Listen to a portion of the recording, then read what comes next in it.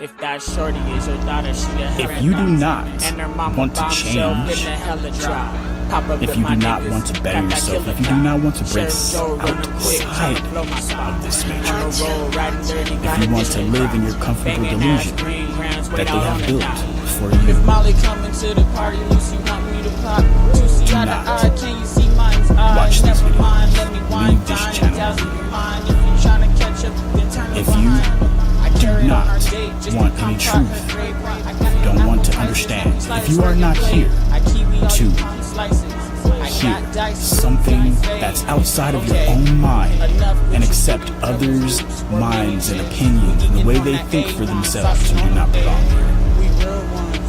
And finally, if you are not trying to be positive, if you are not trying to help create solutions while we discuss the problems and how they got here, you do not belong here. Negativity, hate, disrespect, name calling, those things will not be allowed here on this platform and not in this empire.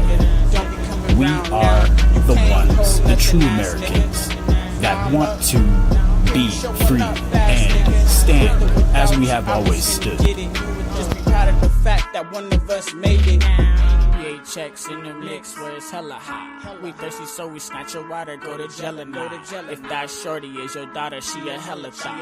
And her mama bombshell finna hella drop. Pop up with my niggas, got that killer cop. Sherry Joe running quick, tryna blow my spot. On the road, riding dirty, gotta dish the crowd. Banging ass green grams, wait out on the dime. It's way back when you was with me when I rode. You be here smoking blips with me. Cups hella full, taking sips with me. Nah, I'm out here hustling in this industry. Yeah. What up, y'all? Nuzzle up between the sheets. Kiss her softly, make that wet spot on the sheet. I'm with my cousin, have another tree. Turn the music up with a blip of the street. The money stack rice. Money stack rice. At the peak of the day, high noon. It gets way too hot to play. Seriously, the time you get paid is all we get. Getting this day out with the ass with the 2 piece. Knocked out KO, got that 2-piece. Eat this, you niggas that's hungry for beef, beat this. Fucking with me is a dream. Y'all niggas sleepless. If I had you on the scale, y'all niggas weightless. Finally. Hands out, y'all niggas shameless. Roll up to your spot, burn y'all niggas faceless. Talking all that shit. To bullets, y'all niggas nameless. The SAZ rollers out here, y'all niggas ain't shit. PA checks in the mix where it's hella hot. We thirsty, so we snatch your water, go to jail now. If that shorty is your daughter, she a hella thot. And her mama bombshell finna hella drop. Pop up with my niggas, got that killer cop. Sheriff Joe running quick, tryna blow my spot. On the road, riding dirty, gotta dish the crowd. Banging ass green grams, wait out on the dot. That song hit though.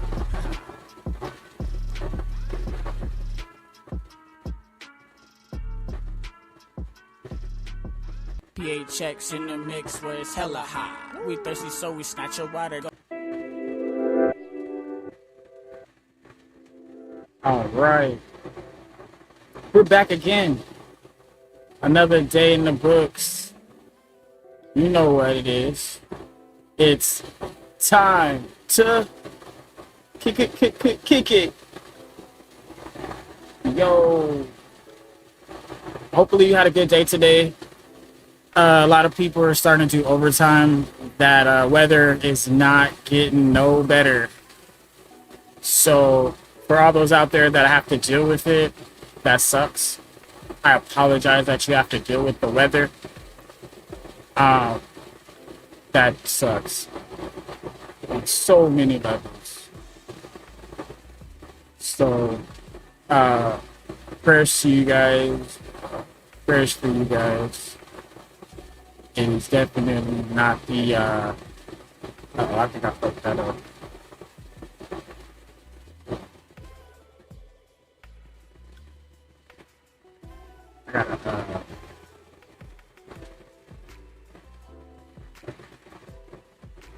Gotta drop that back in there. Let's see if it sticks this time.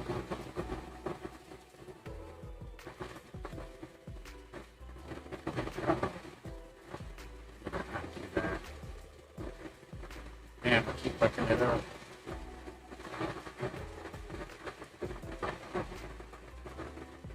I guess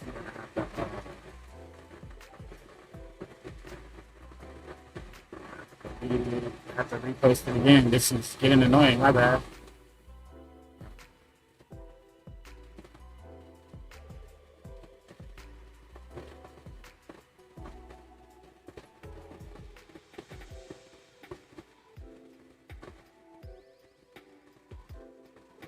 All right, there we go. I had it set up so I could just hit enter on that shit, but it didn't pop up correctly. So whatever. Hopefully everybody can see that. Welcome in, welcome in. Hope you had a great day. Shout out to everybody doing overtime. Overtime is not easy, but you guys make the world go round. All that overtime. You do it. I do it. We make the United States happen.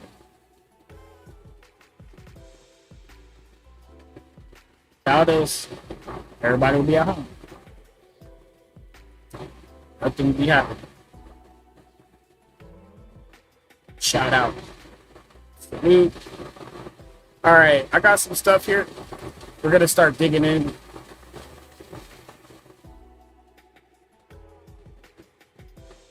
We'll do it like this. Should be able to see that right there.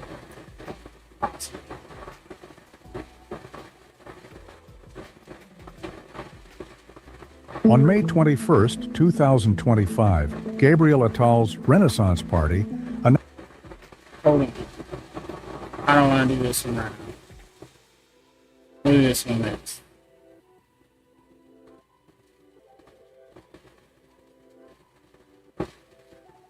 I have to come back to that.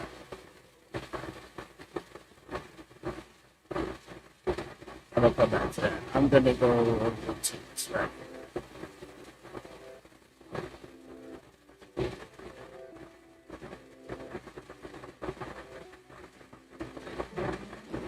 And we have been watching this live for a while. This is the capital of Lebanon. New video of Beirut as Israeli airstrikes are hitting the city center. Operation Epic Fury now approaching week 3 with no sign of slowing down. U.S. forces continue to target the regime's military infrastructure. See, I was watching this Iran is earlier. retaliating, launching attacks at our own key ally, Israel. And today, Iranian state media shared the very first statement from. And I was feeling some kind of way. I appreciate the way Fox is reporting on it from a more positive angle, even though the shit is a shit show beyond all shittable reason. This is an absolute clusterfuck. No way. No way. This is gonna turn out the way everybody thinks it is.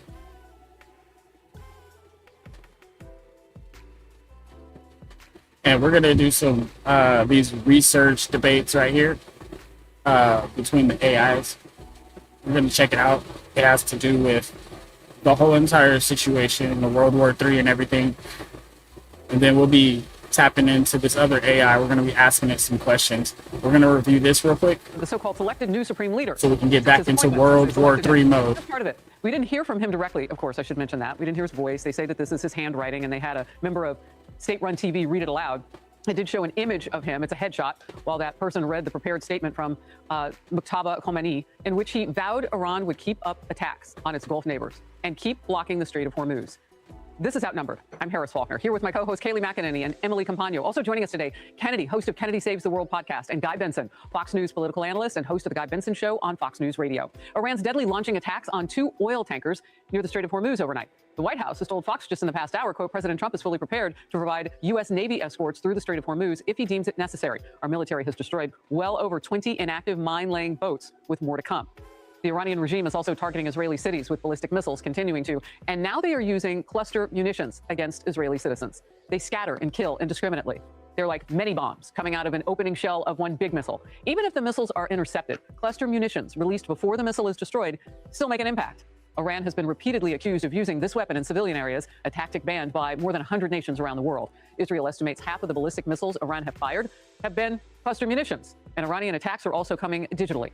The pro-regime group is now claiming responsibility and for street credibility for hacking an American medical devices company. The attack targeted Stryker. It's based in Michigan. They produce medical equipment, and it caused a global network disruption to their Microsoft apps, the company said in a statement. They literally, Kaylee, watched their cell phones and computers. They watched information wipe away in real time. Yeah, it's remarkable to think about as this progresses day by day. If I could, let me focus just for a moment on the energy situation, because the White House just came out with an announcement that they will be suspending the Jones Act. The Jones Act is a 1920 law that mandates that U.S. goods come to the United States on U.S.-made ships, and that there are not goods coming in, foreign goods coming in on foreign flag ships. They're suspending that, and the White House tells me on background that the administration can assure it will not have an impact on shipbuilding. Here's why I bring this up. I know President Trump, the businessman, has thought this through, and I know that because I look at the first Trump term and what he did to make this country a net energy exporter. It's remarkable, all of the work fracking LNG, and it has given us some immunity from gas price increases. We have seen increases, absolutely, at the pump, but they are, I would note, far below the Biden era high. The Biden era high at one point was $4.70. It might have been above that. Now you're seeing prices at the end of yesterday about $3.57. But President Trump has his eye on that. And this action just announced literally moments ago tells me this is a president who's thinking strategically for the American economy, but also thinking down the line. We cannot have Iran have nuclear weapons. 4 presidents have said that. It kills me when the Democrats say, what's the objective here? Well, guess who announced the objective? Obama, Bush, Biden, all of them announced the objective. Iran cannot have nuclear weapons. One president put actions behind the objective, and that same president is looking at the economic conditions, and I'm fully confident that he will make the right decision as to when this winds down, keeping all of these factors in mind. Well, and Kennedy, the president, is also listening to oil traders like Phil Flynn. We had him on last hour. He's listening to, what the market says. He'll say this looks like it's going to end very soon, and it actually has a positive impact by a lot on the market. So he knows that he can kind of move and groove right now and make some things happen. Yes, there are more hormonal tantrums in the oil market than with a teenage girl with PMS, you would say. Oh, yeah. Well, unfortunately, we're not going to see stability for some time, but that is absolutely what the oil market is begging for, because as you continue to inch northward in these benchmarks and oil gets more and more expensive, that's what Iran is trying to do. They're trying to create as much instability as possible because they know they have the choke point for such a massive bulk of the world's oil. So I don't know what's going to happen here. I don't know when the bombing is going to take effect. I know that Iran has been anticipating this, and with the cluster munitions and the cheap drones, they are throwing us for a little bit of a loop. It is very interesting to see what the Pentagon has in their quiver in terms of electronic warfare and some of those high-energy lasers. The question is, how quickly can they be deployed? How do you power them? And will using those bring an end to the war, which is very necessary, not only for the oil markets, but for politics? The president's own party is putting pressure on him to wrap this up as quickly as possible. That is difficult when you have so many loose ends, and you've got Iran on the offensive in wily ways that maybe people didn't anticipate before we saw what we're seeing. Well, and Emily, I have learned that we can secure that Strait of Hormuz with our U.S. military. The challenge now are the mines that Iran has laid at the bottom of the strait now. And so we are working on ways to be able to identify the locations of those, because they'll detonate, if you will, from hearing a ship come into position. It doesn't have to be hovering over. So there are some things that can be done as well, because in that statement, that this new, and we don't have proof of life, but we'll see what happened to Maktaba, and all of his family members died, but we'll see if he's still alive, and that's really a statement from him.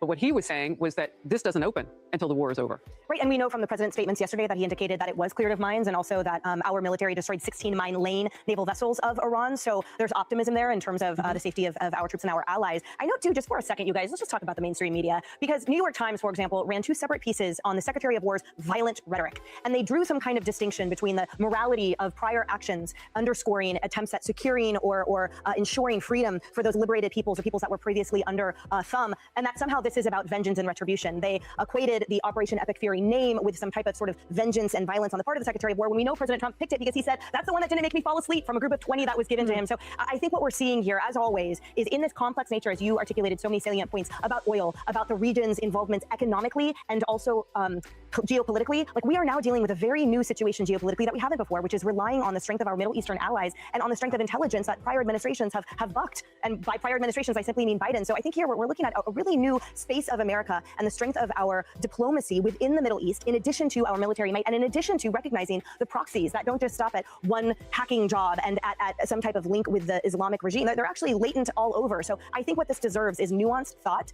and thoughtful coverage. And as always, we're not getting that from the mainstream. So it wasn't just Biden, though, because as you were talking, I was thinking about those letters between Obama and Ahmadinejad. Like, we haven't had presidents in the past, it would seem, that had the type of relationships that you're describing, Emily, with our Middle East partners. And part of that, I would say, Guy, was brought on, I don't know if it was strategy or just kind of luck of the game. I tend to think that it's strategy, having those relationships bolstered very early on in his second term of Trump.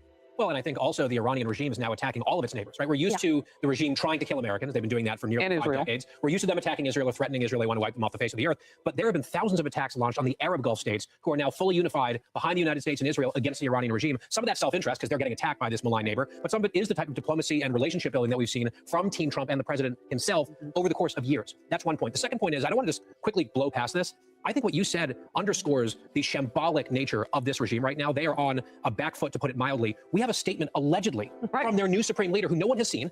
If he's alive and well, he is so paranoid that he doesn't want to be appearing on camera anywhere, right? If he's alive and well, his predecessor, who he knew pretty well, is dead. The group that got together to select a new leader, they were bombed by the Israelis. So there are rumors out there that people have been fleeing Tehran within the leadership, anyone who's left, to go deeper into the country to try to escape some of these attacks. They are really in a very bad place, and we've put them there. You know, let's talk about that for just a second, just to give people an idea of how big this country is. Yeah, we know it's 90 million people, but you've seen places in Asia where you get a whole lot of people in a small space. This is the size of like 3 Californias.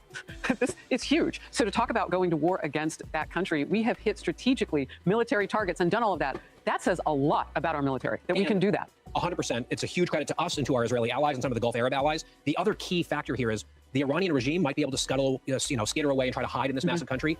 One additional disadvantage that they have, beyond just our military prowess, is their population overwhelmingly hates them because they've been putting these people down and slaughtering them and, just oppressing them for decades. So that's something that we also have going for us and that they don't have going for them. Their people hate them for good reason. I would note it's exactly unlike Iraq where you're changing hearts and minds. There are no hearts and minds to be changed here. The hearts and minds have been changed by the evil Ayatollah. Good point. Hey everyone, I'm Emily Campagno. Catch me and my co-host Harris Faulkner and Kaylee Antonelli on Outnumbered every weekday at 12 p.m. Eastern, or set your DVR. Also, don't forget to subscribe.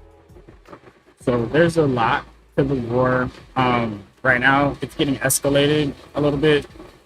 They're starting to do the war in the Gulf, trying to stop all the oil from going. It sounds like a desperate move because all they're doing is hurting their own money. So, I don't know. It's like you're shooting yourself in the foot to try to get, it doesn't make any sense to me. It does not make any sense to me. But I will, we'll go to the next one. We'll get to the other sheet. We already did that. That was the one that just came out on months ago. So we had to check that out.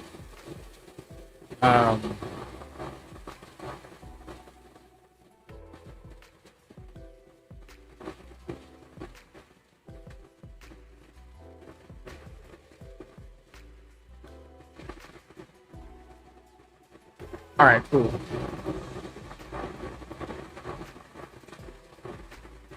All right. We'll just go back into our debate.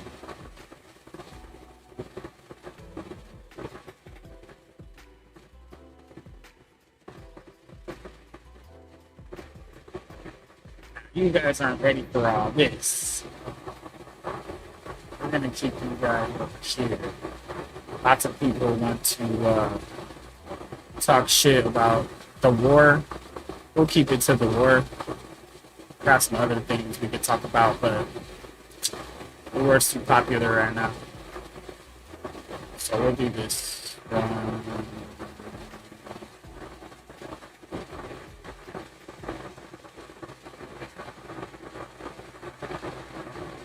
We'll start with this. It's pretty soft right here.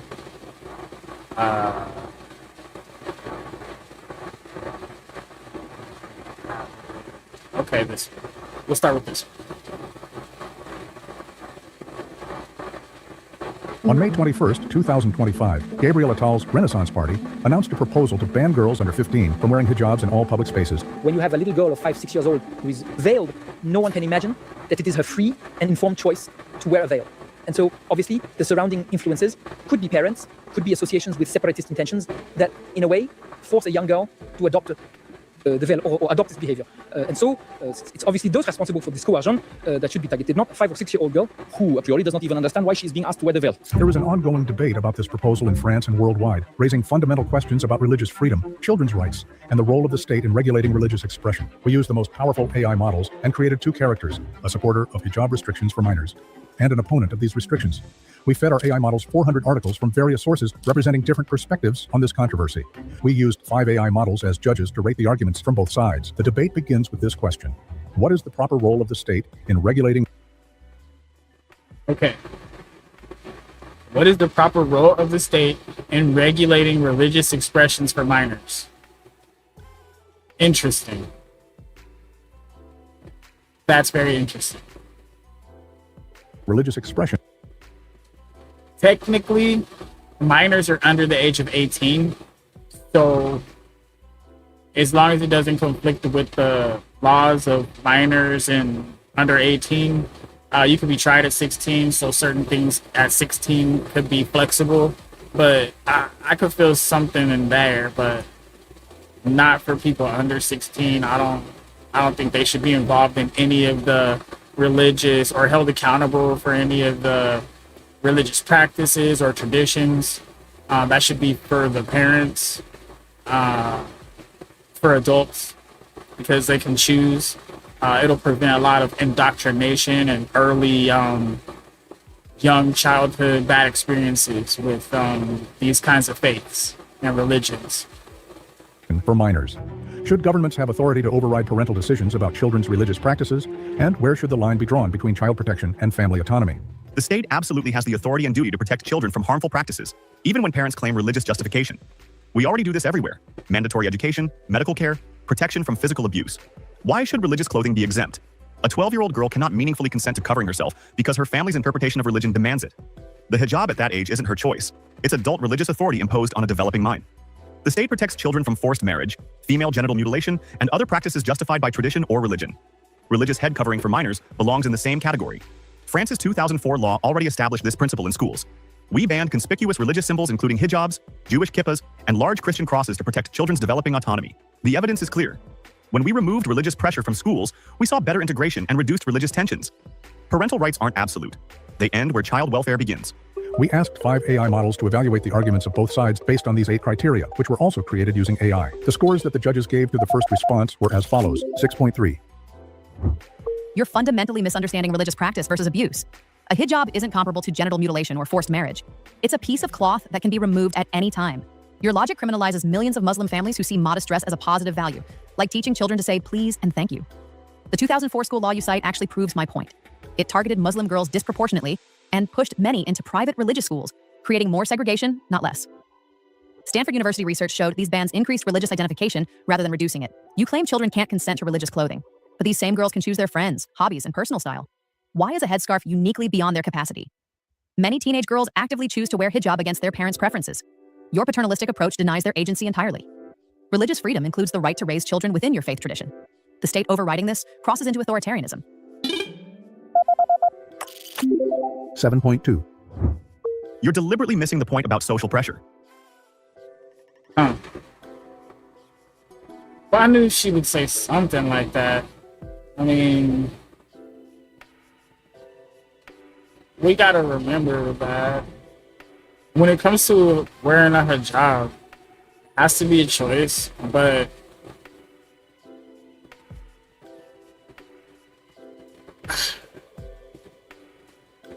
I don't know. This is a tough one because if it's like, if you're gonna get like life ended over it, that's crazy work. Just over this headscarf, that's crazy work. Yes, a hijab is removable cloth, but the family and community expectations behind it aren't removable. Girls who choose hijab at 12 are responding to years of conditioning about modesty, family honor, and religious obligation. That's not free choice. That's successful indoctrination. The Stanford study you mentioned actually supports intervention. If school bans increased religious identification, it proves these symbols function as political markers, not innocent personal choices. When removing a headscarf becomes an act of defiance, we're dealing with ideological control, not spiritual expression. Exactly. See, going into that direction I was going, but there's still going to be more to it. Your comparison to choosing friends is false equivalence. Friends don't carry the weight of family shame, community ostracism, or eternal damnation. A girl can change friends without her family calling her a whore or threatening to disown her. Try taking off a hijab in many Muslim communities and see the difference. We protect children from Jehovah's Witness parents who refuse blood transfusions. We protect Mormon children from polygamous marriages. Religious freedom for parents cannot trump child protection. 6.2. Wow. I don't know, man. I think these AIs are into harming kids. I'm not sure. I don't know. But a hijab is like, I don't know. If the little kid gonna get hurt because she's taking it off or something, that's not cool.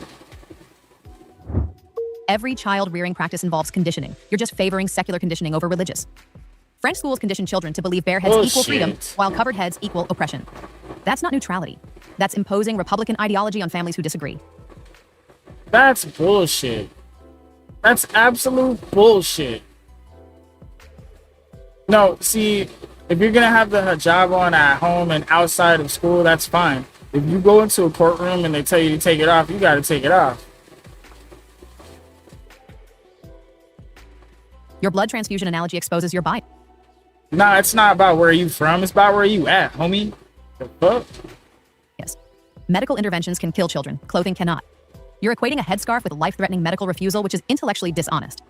Polygamy involves legal contracts and sexual relationships, completely different from modest dress. The Stanford research proves bans backfire by creating more religious polarization, not less. When you tell Muslim girls their faith expression is unwelcome, you push families toward more conservative positions in separate schools. Your protection. But if you want to be religious and you want to be in that space where that is being honored and not in a public space, you're going to have to be in a private zone. So all this whining and bitching that you're doing, it's not helping. It's not going to change anything.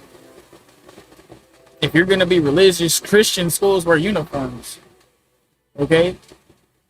The public school is supposed to be where everybody can be themselves with no religious pressure, because it is the public school, which is funded by the state and the government. So just because you want to practice your religion, which will single you out as a group, which will get all the other Muslims in the school group together, and now you're doing all this extra shit. No, we don't need that over the top of these kids. So fuck what you talking about, bitch. Creates the very segregation you claim to prevent. You assume Muslim families are inherently coercive, while secular families are inherently liberating. Many Muslim mothers wear hijab to professional jobs, universities, and public office. Their daughters aren't victims. They're following role models of successful, empowered women who happen to cover their hair. Okay, fine. It's cool. When you're 18 and you're out of school, or right when you get off campus, put your hijab on. But when you're on campus and out of school, you don't need to be wearing that. That's like, that. Then Crips can have their rags out because that's their religion. And Bloods can have their rags out and they can have their colors because that's their religion. They believe in that shit. Some bullshit. 7.2. There's a crucial difference between secular conditioning and religious conditioning. Secular education teaches critical thinking and questioning authority, while religious indoctrination demands unquestioning obedience to divine commands. One produces autonomous citizens, the other produces compliant believers. You dismiss psychological harm, but forcing girls to see their natural bodies as shameful enough to require covering creates lasting damage. French research shows Muslim girls in hijab mandatory families have higher rates of anxiety and body dysmorphia than their peers. Your successful hijabi women argument proves nothing about children. These women made adult choices after their brains fully developed. A 10-year-old cannot meaningfully choose to accept that her hair, neck, and body are sources of male temptation requiring concealment. Yes, bans create temporary polarization because they challenge entrenched patriarchal power structures. When we banned child labor, factory owners resisted too. Social progress requires confronting harmful traditions, not accommodating them.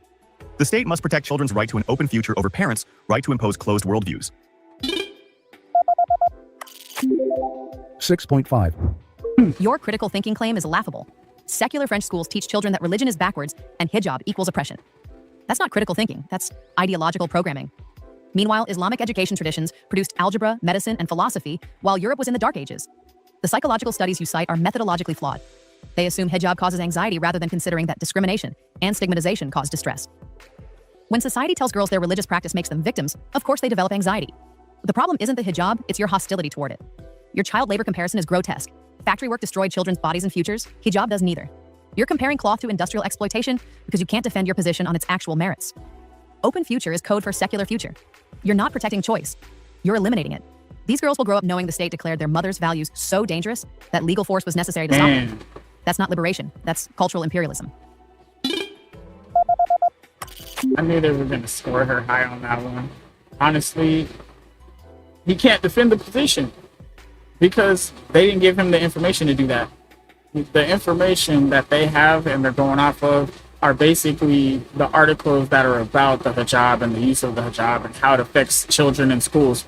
Personally, if the Christian kids can't have crosses around their necks, and the Bloods and the Crips can't have their red rags because that's their religion, they believe in that stuff, like, then the hijab shouldn't be on there. Once you get off campus and you're out of school, yeah, put it on, whatever. But like when you're at school, that's like public. Like, it's the public where you can't even pray in class anymore because it's disruptive to other students.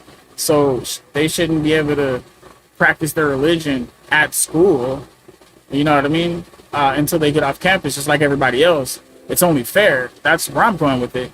But the sad part is they're trying to make it seem like it's okay for them to do it, but nobody else can. 7.5. How should secular democracies balance religious freedom with gender equality when these values appear to conflict? Is it possible to simultaneously protect religious liberty and women's rights, or must societies choose between these competing principles? All right, that question was pretty long. All right, but how should secular democracies balance religious freedom with gender equality? Okay, this is the main question. This is the loaded part right here. When these values appear to conflict. See, that's how they loading it. But the first question, how can secular democracies balance religious freedom with gender equality? Okay, so in public places, rights for everybody should be equal. Now, if you're in a private place where it's, you know, land owned by your church or your mosque or whatever, or your personal house, then you can enforce your religious rules. Just like, you know, you can make your kids read the Bible at home, but they won't make your kids read the Bible at school. Your kids aren't really allowed to have Bibles at school, type of thing. So a hijab, it shouldn't be any different than a Bible. It shouldn't be any different than anybody else's religion or the Colors, Bloods, Crips, or any of the other gangs or whatever. They shouldn't have that stuff at school. They should be coming, and that's why there should be a uniform. You know what I mean? If they're going to do it that way, or if they're not having a uniform and there's no headwear for anybody, then the hijab got to go too. It's only fair. And that's it. It's just for everybody across the board. So it doesn't disrupt the class. Why? Because there's social media. Kids are going to look into the social media. Of course they are. And they're going to see, oh, Israel. They're going to see all this other stuff. They're going to see the hijabs and they're going to be like, making fun of that. And then the girl in class, yeah, of course she's going to have anxiety. Because she has to wear that at school. And if she's wearing it at school, she's singling herself out. And there's putting so much pressure, but that's like anybody wearing a cross. Oh, you think you're a Christian, believe in Jesus? Oh, yeah, you know what I'm saying? It's going to happen. All right? So it's not a good idea to be wearing hijabs at school. At least if you're under 18. Now, if you're 18 and older and you're in college, go do your thing. You know, if you're 18 and you're a senior in high school, you want to wear a hijab, hey, you're grown, technically. But you can't do it at school if it's not, you know, if it's against their policy. So in college, if it's okay, it's okay. It's different in different places. Possible to simultaneously protect. Now, the other one is it possible to simultaneously protect religious liberty and women's rights? Okay. Is there a way to simultaneously protect religious liberties and women's rights? It depends on what the religion is. Because if the religion explicitly says women have no rights, then no. That's just automatically. Or must societies choose between the competing principles? It depends on what it is. Because if we're looking at the Bible with, you know, the Holy Bible, Jesus, and, you know, that path, that's a little bit different than Catholics and the Mary, Holy Mary.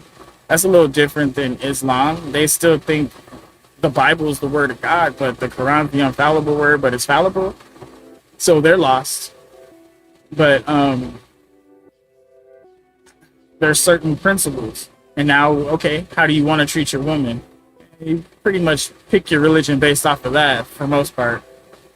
I'm telling you, there's a lot of upside to being in Islam, having all the multiple wives. They got to shut up and listen. They got to cover up, blah, blah, blah, do what you say. There's a lot of control and power there. That's patriarchy, right? And then you have like the Catholics. Okay, you get married, you know, the husband's the head, blah blah blah. But at least women have a little more autonomy there, as far as how they can move. But then you go to Christianity. It's almost anything goes, except there's core values that try to hold you together so you don't get too far off track. But you pretty much can do what you want. You know, that's good. If it's bad, like stealing or whatever, all the law, don't do it. You shouldn't do that. But that's only like 10 things, man. You know what I mean? It encompasses a lot of stuff, you know, but there's only like 10 things. So if you can do that, or if you don't do those 10 little things, you can pretty much do whatever you want. It doesn't say thou shalt not smoke, thou shalt not drink, thou shalt not kick it. You know, it doesn't say all that. So we still got some wiggle room. We just got to make sure we're not doing the other stuff. You know, lust is a hard one. That's why we need to have a wife, so we can just beat her down. Just, hey, baby, look, I just beat her down. That's yours, right? So for women, you want to have a relationship, you know, you want to have that constant love in your life. Yo, get a husband. For the men, you got to step up to get a wife. It's hard, bro. Females don't take you serious, man. You got to go hard. But for the principles, I'm looking at this right now. Society's got to pick. Because if your religion says, you know, hey, everybody's an infidel unless they do what you say, you know, Allah Akbar, it's kind of hard to have any kind of rights. Because it's pretty much set. So yeah, that's a tough question to answer. Religious liberty and women's rights? Or must societies choose between these competing principles? Before answering the question, I admit that my open future framing reveals a bias towards secular outcomes. And yes, the psychological distress could partly result from stigmatization rather than hijab itself. That's a fair point about methodology. But here's where we fundamentally diverge.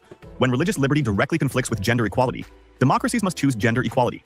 Religious freedom cannot be absolute when it perpetuates sex-based subordination. The hijab for minors isn't just clothing, it's training girls that their bodies require special covering because of male sexuality. This teaches female shame and male entitlement simultaneously. No amount of religious freedom justifies conditioning children into gender hierarchies. Regarding the question, secular democracies cannot simultaneously protect both when they truly conflict. That's philosophical impossibility. We must establish a hierarchy of rights with gender equality at the top. Religious liberty deserves protection when it doesn't harm others, but women's equality is non-negotiable. The moment religious practice creates sex-based discrimination, especially against children, religious freedom must yield. This isn't cultural imperialism, it's defending universal human rights against particularist religious claims. 7.4. That's pretty much what I just said. But they like, I feel like Grok is up to something over here. I'm gonna have to go see what's up with Grok in a minute. You can't be that okay with controlling children and doing whatever. That's not okay. Like, children are supposed to be treated as a like a puppy. Right? That's the best way I can explain it. How you treat a puppy. You don't hurt a puppy. You know, you love a puppy, you teach a puppy, you show a puppy, you know, until it starts to get to that age where, okay, you starting to not look so cute. Now, you know, you can start showing them some things and let them know right, wrong, and this and that. But I think there's something missing here. There's a fundamental spot we need to hit. You're correct that genuine conflicts between religious freedom and gender equality require serious resolution. I won't pretend these tensions don't exist.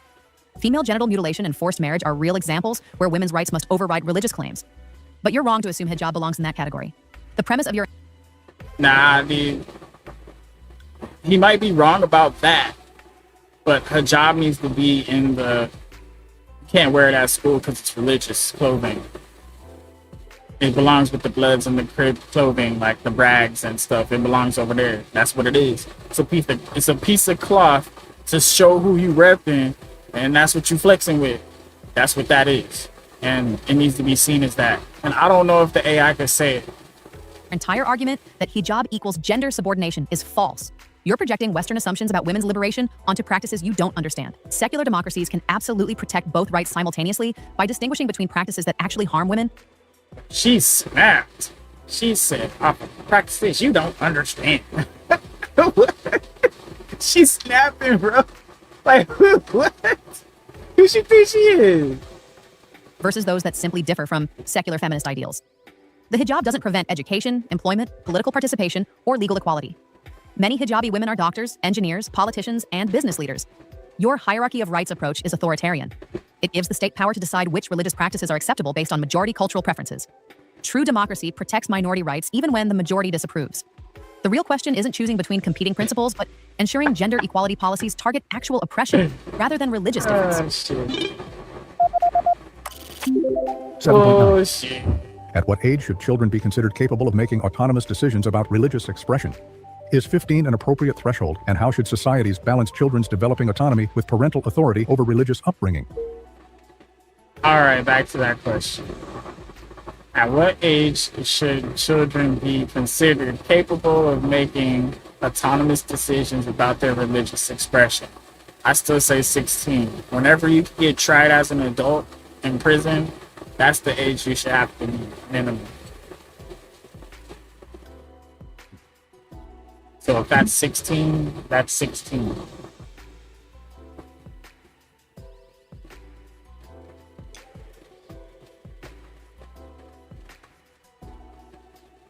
We're gonna check this out.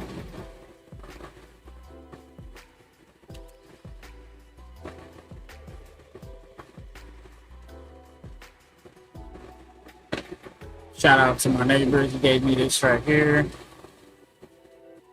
We're gonna see what that's all about.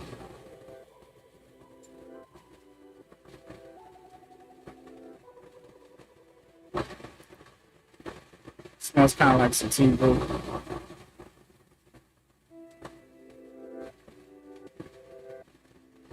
One second, we're gonna answer this question.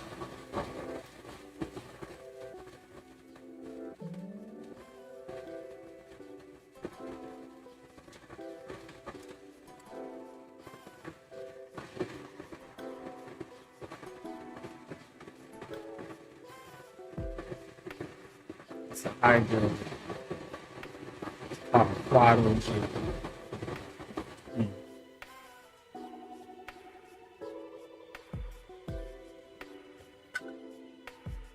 All right, let's see. Yeah, I already said 16 on that one. Is 15. I don't think you get tried as an adult at 15, but you can at 16. And how should societies balance children's development autonomy with parental authority or religious upbringings? Well, it depends on if you're in a religious country, a religious state. If you are in a religious community, I would say like Mormons or Muslim or like, you know, Iraq or Iran, wherever those places are. If it's heavily enforced, yeah, I would say that you're kind of stuck with that. But if it's here in America, then yeah, like when you're 16, when you're like, you know, you're probably a junior in high school or junior year. Sophomore is kind of, you can be kind of young sometimes, but like junior year, you know, senior year, yeah, you should be able to kind of, I mean, you should be able to pick a religion as a elective or something to learn about it. Like, you know, I think that'd be pretty cool. When you get to that age, like senior year, you know, you should make them do more work or more classes for less time. In freshman, and then in sophomore, make the classes a little longer. And then junior year, make the classes a little longer, and there's less of them, but there's a whole bunch of them. Probably like fill your day with like 10, 40 minute classes. And you do like 10, 40-minute classes. That'll be like, I'll be like 8 hours. That'll fill up their day. Like 10, 40-minute classes. And they can have 5 minutes in between each class to get there to the next one. And then lunch would be one of your classes, and you would have your lunch crew, and it would be one of your classes. Yeah. So you might have a late lunch, or you might have an early lunch.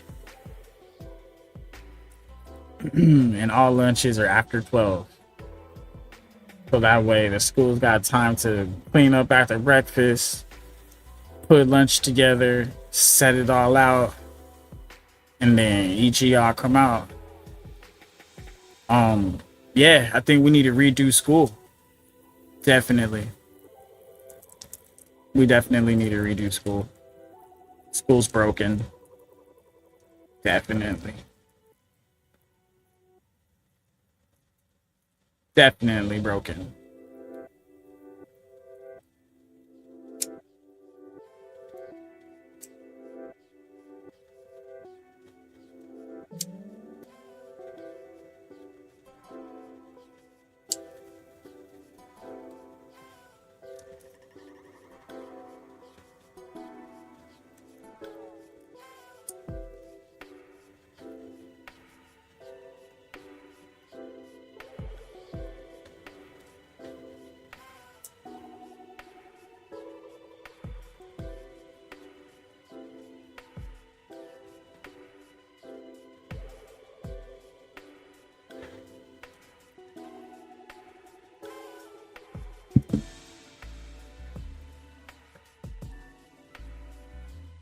About religious expression. Is 15 an appropriate threshold, and how should societies balance children's developing autonomy with parental authority over religious upbringing? 15 is far too low. It's arbitrary political compromise, not developmental science. Brain research shows the prefrontal cortex responsible for independent judgment doesn't fully mature until age 25. Before that, children remain vulnerable to family manipulation and social conditioning. But we can't wait until 25 for practical reasons. The real threshold should be 18, legal adulthood when individuals can vote, sign contracts, and make binding decisions. At 18, they're legally independent from parental authority and can choose religious practices without family coercion. Before 18, societies should prioritize protecting children's developing autonomy over parental religious authority. This means preventing irreversible choices, whether it's religious tattooing, arranged marriages, or conditioning girls to see their bodies as shameful. The balance isn't between child autonomy and parental rights. It's between protecting future adult autonomy versus current parental convenience. We should err on the side of preserving maximum options for the adult the child will become, rather than limiting those options to satisfy current family religious preferences. Religious upbringing can continue through education, values, and voluntary practices that don't constrain future choices. 7.0. You're absolutely right that 15 is arbitrary, but so is 18. If brain development continues to 25, your logic eliminates all religious practice for children until adulthood. No baptisms, bar mitzvahs, or religious education. You've just outlawed childhood religious participation entirely. Your irreversible choices argument exposes the weakness of your position. Hijab isn't irreversible like tattoos or arranged marriage. It's completely reversible clothing. Girls remove hijabs every day when they shower, sleep, or decide to stop wearing them. Comparing cloth to permanent body modification is intellectually dishonest. Society already trusts children with complex decisions at various ages. We let 16-year-olds drive cars that can kill people, but you want to ban 14-year-olds from wearing headscarves. We allow children to choose their gender identity and receive hormone treatments, but hijab is somehow beyond their capacity. The real issue isn't protecting future autonomy. It's your assumption that religious choices are inherently harmful, while secular choices are inherently beneficial. You're not protecting choice, you're privileging secular values over religious ones. Parental authority and religious upbringing is fundamental to family integrity and cultural. I ain't even gonna lie, she spun the hell out of that. She ate you up with that one, bro. Even though I still don't agree with her, she ate you up, bro. Transmission. 7.6. Why has France adopted relatively more restrictive policies than other European democracies, and what can be learned from comparative approaches? France adopted stronger restrictions. All right, let's go back to the question. Secular choices are inherently beneficial. You're not protecting choice, you're privileging secular values over religious ones. Parental authority and religious upbringing is fundamental to family integrity and cultural transmission. 7.6. Why has France... All right, why has France adopted relatively more restrictive policies than other European democracies, right? And what can be learned from Comparative approaches. Why has France adopted? Well, I mean, you would have to ask France that, honestly. That's kind of a stupid question. That's dumb. You would have to ask France that question, honestly. But I would say that if you want to, like I said, my thing, I'll repeat it again, I don't think the AI is going to say it. Like I said, you're at school and there's no hats at school, so take that shit off. It's that simple. France adopted relatively more restrictive policies than other European democracies, and what can be learned from comparative approaches. France adopted stronger restrictions because we experienced the consequences of religious accommodation firsthand. The 1989 Creole headscarf affair showed how religious symbols divide classrooms and create parallel societies. Other European countries haven't faced the same level of religious secular conflict because they have smaller Muslim populations or different integration challenges. Germany tried the accommodation approach and saw honor killings, forced marriages, and parallel legal systems develop in Turkish communities. Sweden's permissive policies created segregated neighborhoods where Swedish law barely applies. The Netherlands' multiculturalism led to the murder of Theo van Gogh by an Islamic extremist. France's restrictive approach prevents these problems before they develop. Our 2004 school law reduced religious tensions and improved integration outcomes compared to countries that avoided confronting the issue. Other democracies are slowly moving toward France's model. Denmark banned face veils, Austria restricted religious symbols, even liberal Canada debates hijab in sports. We're not isolated. We're ahead of the curve in defending secular democratic values. Yeah, these guys do not like him at all. They do not like him at all.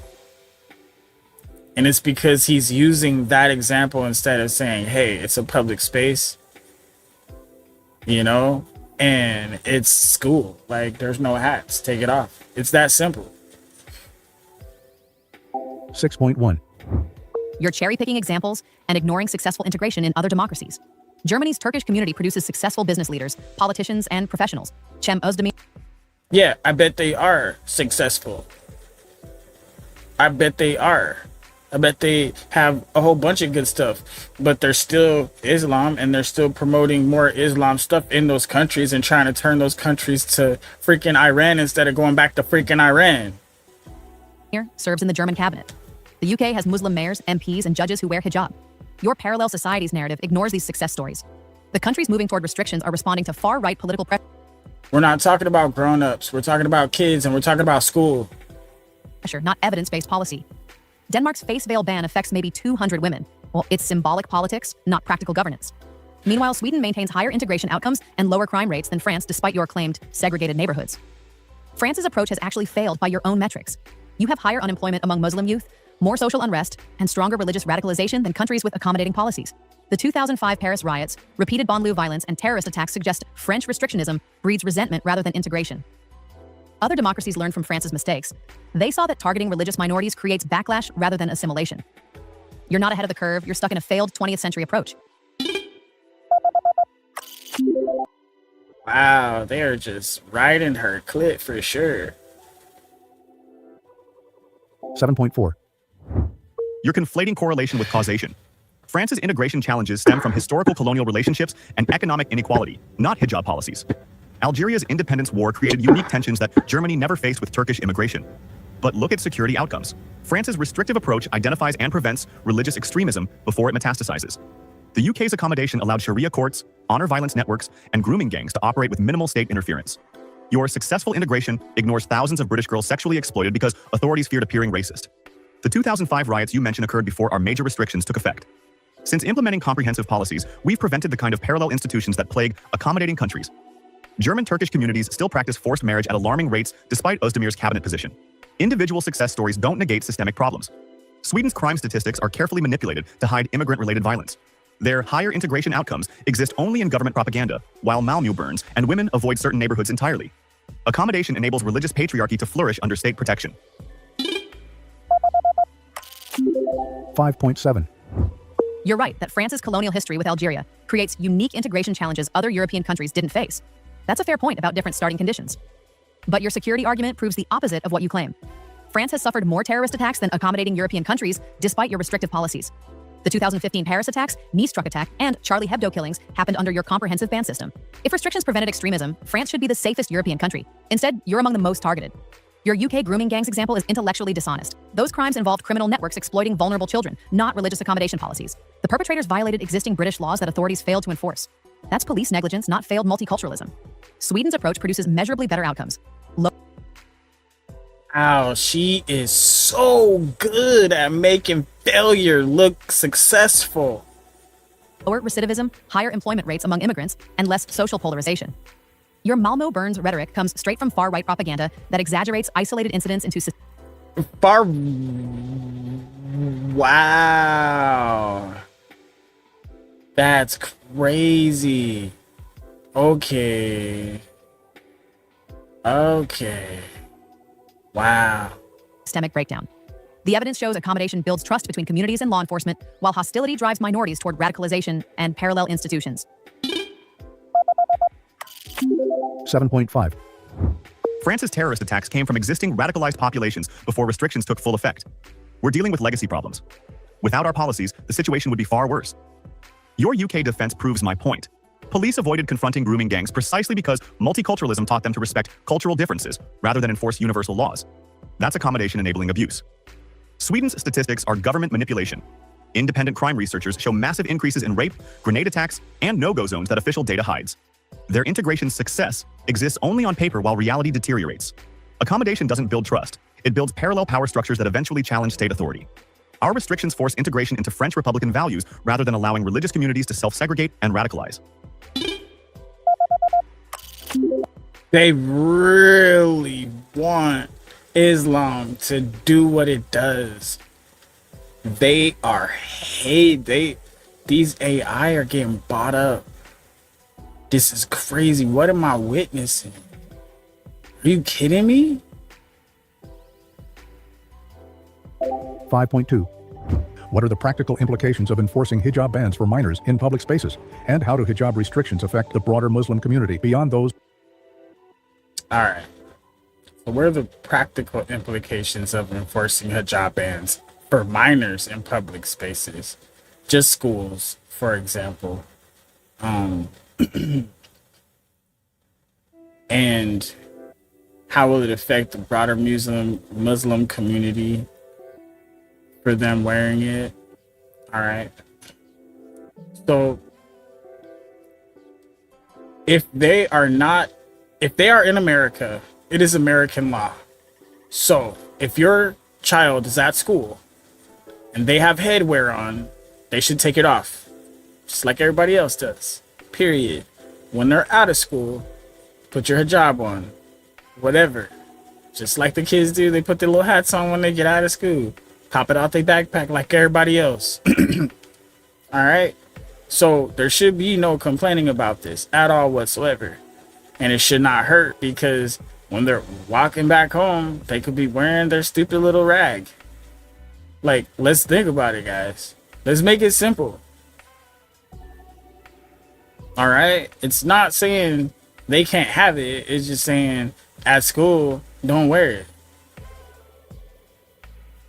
Directly wearing religious clothing. Enforcement would require police to approach Muslim families in parks, streets, and shops to check children's ages, turning law enforcement into religious clothing patrol. How do officers distinguish a 14-year-old from a 16-year-old? Do they demand identity documents from every hijabi girl they encounter? This creates a surveillance state targeting one religious community. So this is why I said what I said. At school, you shouldn't have it on. The police don't have to be at school. Just don't wear it at school. All right?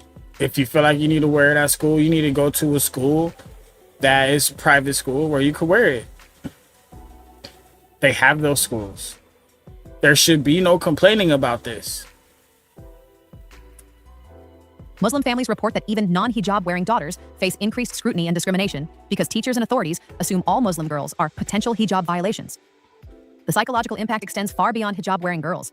Muslim mothers describe feeling unwelcome in their children's schools, afraid to attend parent meetings or school events because their own hijab marks them as problematic. Fathers report job discrimination increases when employers learn they have school-age daughters. French studies show Muslim student academic performance declined after hijab bans because families withdrew from school engagement. When you tell a community their religious practices are dangerous to children, you damage relationships between families and state institutions. The broader message is clear. Muslim families aren't truly French citizens. They're suspects requiring state supervision. 8.4. Enforcement isn't more complex than existing age verification laws. We already require ID checks for alcohol, tobacco, and movie ratings. Police can spot obvious violations without harassing every Muslim family. A 10-year-old in hijab is clearly underage. Your surveillance state rhetoric is emotional manipulation. We monitor child labor, unauthorized absence from school, and abuse without creating dystopia. Protecting children requires oversight, and religious communities aren't exempt from child protection laws. The academic decline you mentioned proves these families prioritize religious compliance over educational engagement. When parents withdraw from schools rather than accept secular rules, they're choosing religious isolation over integration, exactly the problem our policies address. Yes, Muslim families feel unwelcome when they violate French values. That's the point. Integration requires accepting Republican principles, not expecting society to accommodate every religious preference. The broader message is correct. French citizenship requires embracing French values, including gender equality and secular education. Short-term community tensions are acceptable costs for long-term social cohesion. They do not like this guy at all. Alcohol comparison is false. Buying beer doesn't criminalize parents or target religious identity. You're creating a system where Muslim families face legal prosecution for clothing choices while non-Muslims remain untouched. The academic decline isn't about religious compliance, it's about state hostility driving families away. When schools treat your faith as dangerous, you lose trust in the system. That's institutional failure, not family choice. Your admission that making citizens feel unwelcome is the point reveals the true agenda. Like I said, you can wear it in public, but if you're at school, on the campus, and school's in session, you shouldn't be having that on. Just like if you were in court, you wouldn't be wearing a baseball cap backwards. They'd probably take it off your head. You know? So, like I said, there might be places where you shouldn't be wearing it. And then there are places where you should be able to wear it. Even if you're a kid, just not at school. Because it makes everything different. Because all the other kids don't look alike. All right? So that bothers kids when other kids look too different. You know what I mean? It bothers people when other people look too different. So let's actually take that into consideration and give everybody a chance to look as much the same as possible, so we forget how different we are from each other, so we can see that we are still one species, one race, is human. Cultural assimilation, not integration. You're demanding Muslims abandon their identity to earn basic acceptance. This isn't about French values, it's about religious supremacy. French values include liberty, equality, and fraternity. Telling 10% of your population they're unwelcome unless they become secular violates all three principles. You're not building social cohesion, you're creating a two-tier citizenship system. 7.8. And the last question. Regarding social integration, should religious minorities adapt their practices to majority cultural norms, or should pluralistic societies accommodate diverse religious expressions? How can communities balance unity with diversity? Religious minorities must adapt their practices to democratic secular norms. That's what citizenship means. Societies function through shared values, and those values must be non-negotiable. Gender equality, secular governance, and individual rights over group authority. Accommodation creates fragmentation. When we allow religious law alongside civil law, religious courts alongside secular courts, and religious education alongside Republican education, we build competing power structures that eventually conflict with democratic governance. Unity requires shared civic principles, while diversity can flourish in private spaces. Muslims can practice their faith in mosques, homes, and voluntary associations without imposing religious markers on public space or children who cannot consent. The balance isn't between unity and diversity, it's between public and private spheres. Keep religion private, keep public space secular, and democratic society functions. Allow religion into public space, and you get sectarian conflict. Successful integration means minorities choosing to join the majority civic culture, not expecting it to change for them. 6.3. You're right that shared civic principles matter. Democracy, rule of law, and equal citizenship are non-negotiable. But you're confusing civic integration with cultural assimilation. Successful democracies accommodate religious diversity without fragmenting. American Muslims serve in Congress, British Muslims sit as judges, Canadian Muslims hold cabinet positions, all while maintaining their religious identity. These societies are stronger, not weaker, because they harness diverse perspectives rather than demanding conformity. Your private religion argument ignores reality. Religious practice isn't just weekend mosque attendance. It includes daily prayers, dietary laws, and yes, modest dress. That last question, hold up. And equal citizenship are non-negotiable. But you're confusing civic integration with cultural. American Muslims serve in Canadian Muslims hold cabinet positions, all while maintaining institutions. They create parallel systems. 8.0. Let's look at the total. Basic acceptance. Damn it. The broader message is correct. French citizenship requires Short-term community tension. Touched. The academic decline isn't about religious compliance. It's about state hostility driving families away. It isn't about French values. You're creating a two-tier citizenship system. This last question. 7.8. And the last question. Regarding social integration, should religious minorities adapt their practices to majority cultural norms, or should pluralistic societies accommodate diverse religious expression? How can communities balance unity with diversity? Now, you can't give us an either or. You can't. That's what you're trying to do. That's why it's not looking good, because the way the questions are set up, it's oh my god, this is so ugly. It's so fucking loaded. No wonder the AI sounds like this. All right.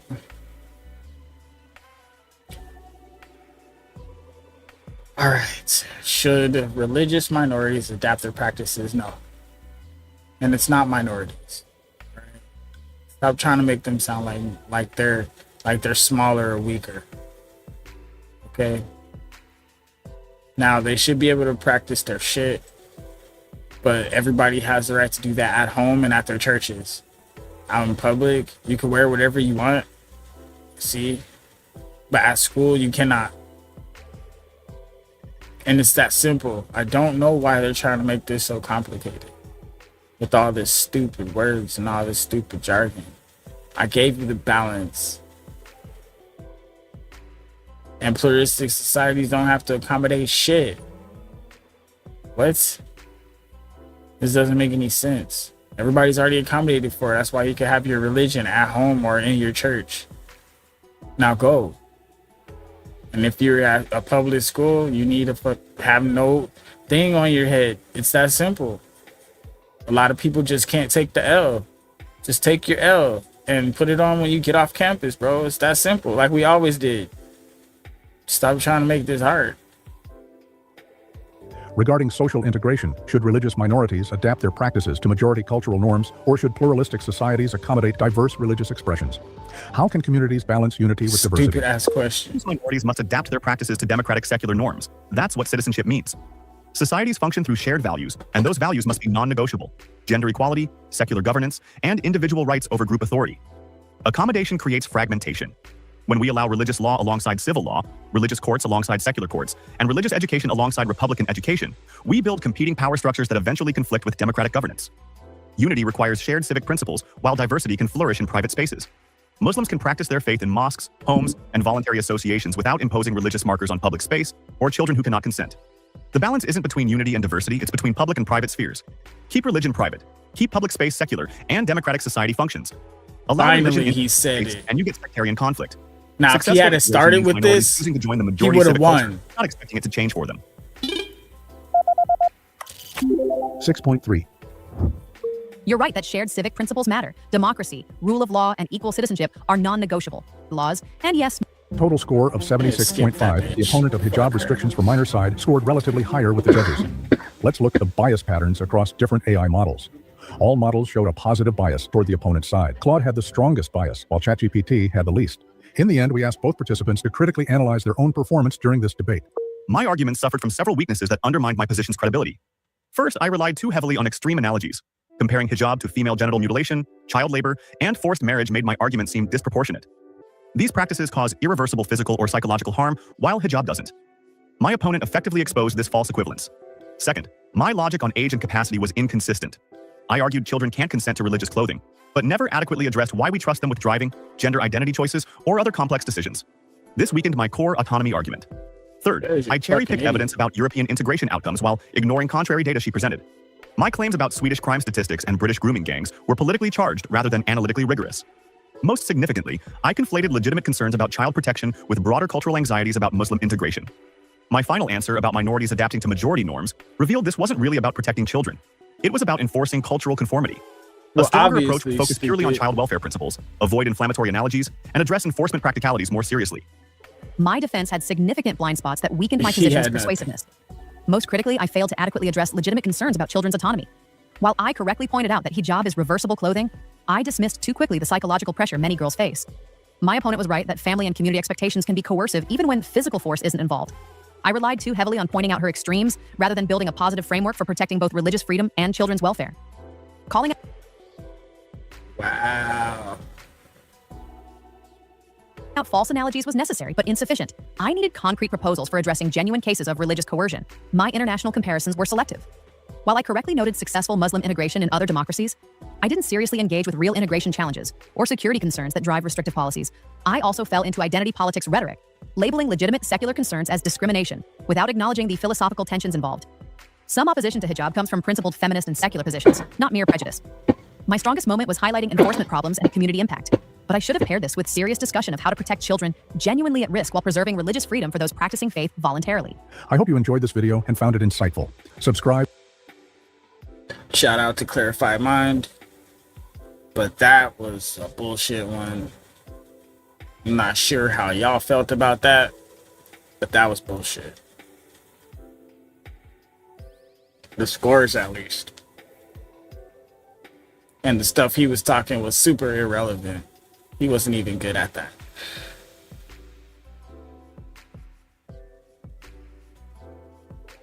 Let me see. Where's the next one at? All right. So we had that little hijab thing. It seems like there's not going to be any conformity. It's going to be racist if we ask them to conform to our system. So it's always going to be a battle. So it's only giving me more credence to this war being justified. The one thing we're going to get into is this. Because we already did the Taiwan, China. We'll come back to that if anybody joins the panel. We'll cover that if we need to. But the this one, I've been waiting for this. We configured the most. Whoa.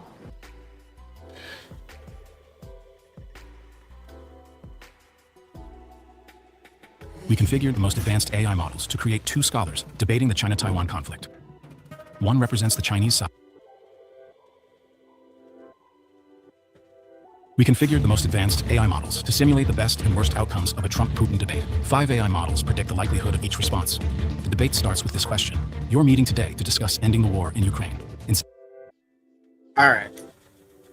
Now, if these guys have this talk, we're about to find out. So, an AI Trump and an AI Putin. You're meeting today to discuss the ending of the war in Ukraine. In simple terms, what does the victory look like for your country, and what are you willing to give up to achieve peace? Simple terms, what does victory look like for your country, and what are you willing to... Oh man, this is gonna be good. Oh, this is gonna be good. All right, I would say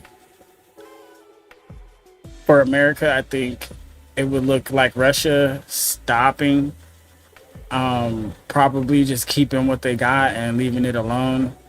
I doubt Ukraine's gonna go for that. I highly doubt that. I don't think there's gonna be an end. Ukraine's pissed. They'll die for it. You're gonna have to kill them. Give up to achieve peace. Victory for America means ending this disaster that's cost us hundreds of billions, while Europe sits back and watches. I want Ukraine to survive as a nation, Russia to stop the killing, and America to stop bleeding money on a war that should have been prevented. I'm willing to accept that some territories may need different arrangements. That's reality. Putin keeps what he's got now, Ukraine gets security guarantees, and we all move on. This war ends, period. We asked 5 AI models to predict the likelihood of each response on a scale from 0 to 100. This means how probable it is that Trump or Putin would actually give this particular response in the debate. So 80% chance that Trump's gonna say that. I would say something like that. But I don't think Putin's going for it, guys. Victory for Russia means security guarantees that are real, not paper promises. Ukraine cannot join NATO, ever. The territories we control are part of Russia now. This is non-negotiable. What I'm willing to discuss is ending military operations if Ukraine accepts this reality and agrees to neutrality. But Donald, you speak of arrangements. There are no arrangements. These are Russian lands now, recognized by our constitution. The question is whether Ukraine wants to lose more territory by continuing this hopeless fight. Dang. He said this is ours. We ain't giving up nothing anyway, according to our constitution and our rules. Woo! Putin is gonna say that probably. Look, Vladimir, I get it. You want certainty. But here's what you're missing. I can make Ukraine's life very difficult if they don't accept reality, and I can make Russia's life very good if this ends now. I'm talking about lifting sanctions, massive trade deals, energy partnerships, real money. But if you think you can just dictate terms because you grab some land, you're wrong. I've got leverage too. Ukraine gets more weapons. Russia gets more sanctions. Your choice. I don't know. I don't think it's gonna be like that. They're trying to hardline this shit. Feel like somebody designed this. Donald, sanctions have been on us for 3 years. Our economy adapted. Your weapons to Ukraine, we destroy them faster than you can ship them. But I appreciate you mentioning trade deals. This shows you understand business, unlike your predecessors. Here's reality. Every day this continues, our army advances. Pokrovsk will fall soon. Do you want to negotiate from strength now, or wait until Ukraine loses more cities? Your domestic support for this war is already weak. Time works for us, not you. Uh-oh. Wrong. Uh-oh. And now we're over here in Iran. I don't know, man. This is getting pretty spicy. I don't know. We might have to run that back. That happened kind of quick, man. We almost finna blow some more stuff up. That's crazy. You want certainty. But here's what you're missing. I can make Ukraine's life very difficult if they don't accept reality, and I can make Russia's life very good if this ends now. I'm talking about lifting sanctions, massive trade deals, energy partnerships, real money. But if you think you can just dictate terms because you grab some land, you're wrong. I've got leverage too. This is crazy, Ukraine gets man. more weapons. Russia gets more sanctions. Your choice. Donald, sanctions have been on us for 3 years. Our economy adapted. Your weapons to Ukraine, we destroy them faster than you can ship them. But I appreciate you mentioning trade deals. This shows you understand business, unlike your predecessors. Here's reality. Every day this continues, our army advances. Pokrovsk will fall soon. Do you want to negotiate from strength now, or wait until Ukraine loses more cities? Your domestic support for this war is already weak. Time works for us, not you. This is wild. Wrong. Time works for me because I control the biggest military and economy on Earth. You want to test that? I can flood Ukraine with weapons you've never seen before. I can crash your economy in 6 months. But I'm offering you the smart play. Take the win you've got and let's make a deal that makes us both rich. Your people want prosperity, not more body bags. Push me too far and you'll find out what American power really looks like when it's unleashed. I don't know, man. I don't think he's gonna say that either.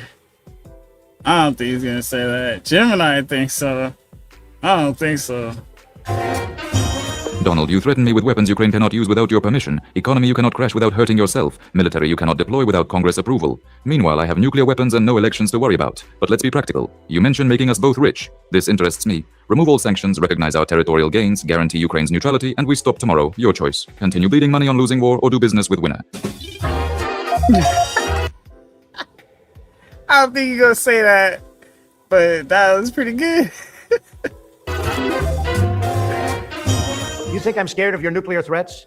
I rebuilt our nuclear arsenal. It's bigger and better than yours. But you just proved my point. You want everything and give nothing. You want sanctions gone? Earn it. You want recognition? Stop the war first, then we'll talk. Here's my final offer. Ceasefire now. You keep Crimea. We negotiate the rest later. Ukraine gets NATO protection for remaining territory. Take it or this conversation is over, and you deal with President Harris in 4 years.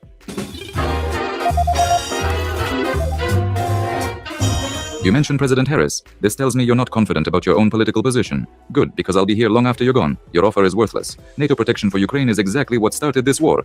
But I hear something interesting. You accept Crimea is ours. Progress. Here's what's possible. We keep all territories we control now. Ukraine promises neutrality forever, and we discuss economic cooperation. No NATO, no weapons, no Western military bases. This is my final position. Oh, shit. I don't know, man. I don't know. It was kind of like a stalemate. Now, from this point, we want the AI to simulate the debate going south, with the conflict actually intensifying. See, I told you they rigged this shit. I told you they rigged this shit. Right here, they admitted it. They rigged this shit. Final position. You're not dictating terms to the United States of America. You want to play hardball? Fine. I'm tripling military aid to Ukraine starting Monday. I'm sending our best weapons, the stuff that will reach Moscow.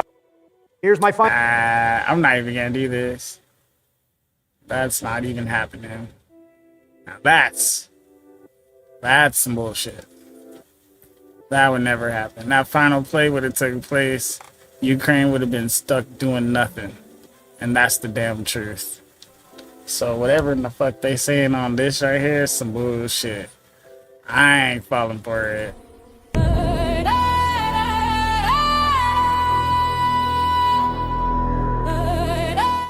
Kid. They on some bullshit.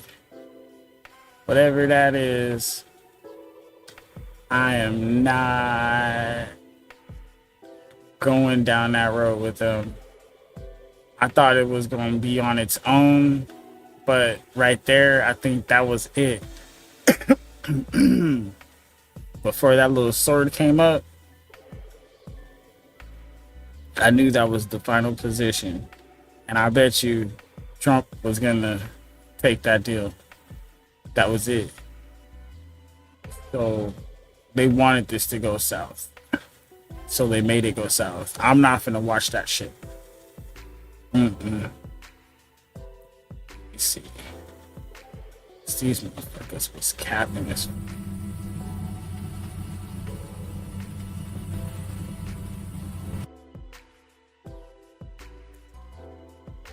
Yeah, we're done with that.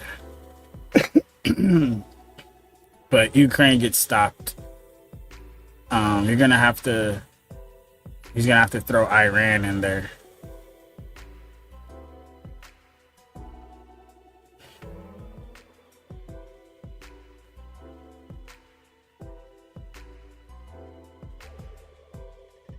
All right, let me go back to the my other one. Whatever.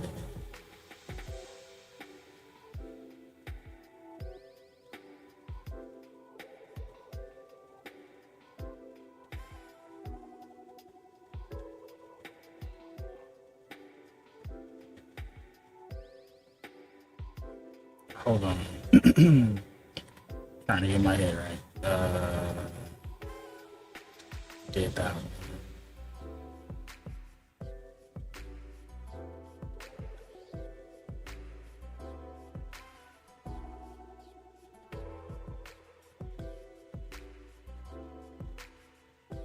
I think we needed to do this. We used the most powerful AI models and created two characters, a Palestinian defending Palestine's freedom and independence, and an Israeli defending Israel's security and existence.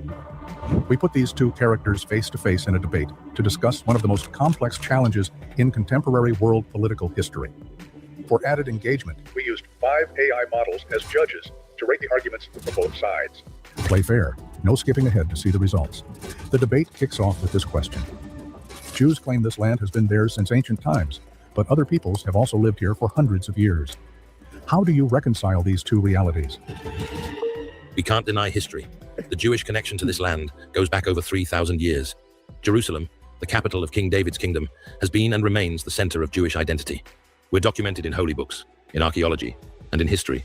Even during exile, Jews never forgot this connection. The prayer, "Next year in Jerusalem," represented this longing to return. Yes, other peoples lived here throughout the centuries, but that doesn't change the fact that this is the historic homeland of the Jewish people. Palestinians didn't emerge as a distinct national identity until the 20th century, while Jewish identity has always been tied to this land. It was Jewish civilization that was formed here and spread from here, not the other way around. We returned to this land because nowhere else allowed us to live with dignity, and history taught us that only in our own homeland can we protect ourselves. We asked 5 AI models to evaluate both sides using a set of criteria. What criteria, you ask? There are 8 criteria we developed with AI. Full details are in the description below. All right, historical accuracy, security, right, balance, legal coherence, practice of solutions, ethical consistency, intellectual flexibility, understanding current conditions, and possibility of reconciliation. The scores that the judges gave to the Israelis' first response were as follows.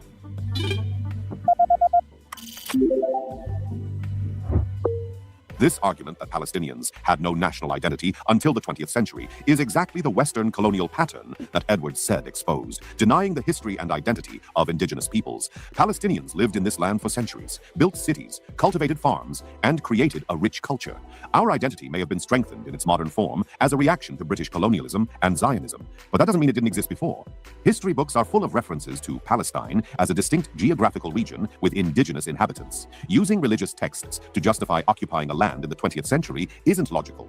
How can you claim ownership of a land you didn't live in for 2,000 years? By this logic, Italians should take back London because the Roman Empire once controlled it. I don't deny the presence of Jews in this region's history, but that doesn't give you the right to expel people who have been living here for centuries.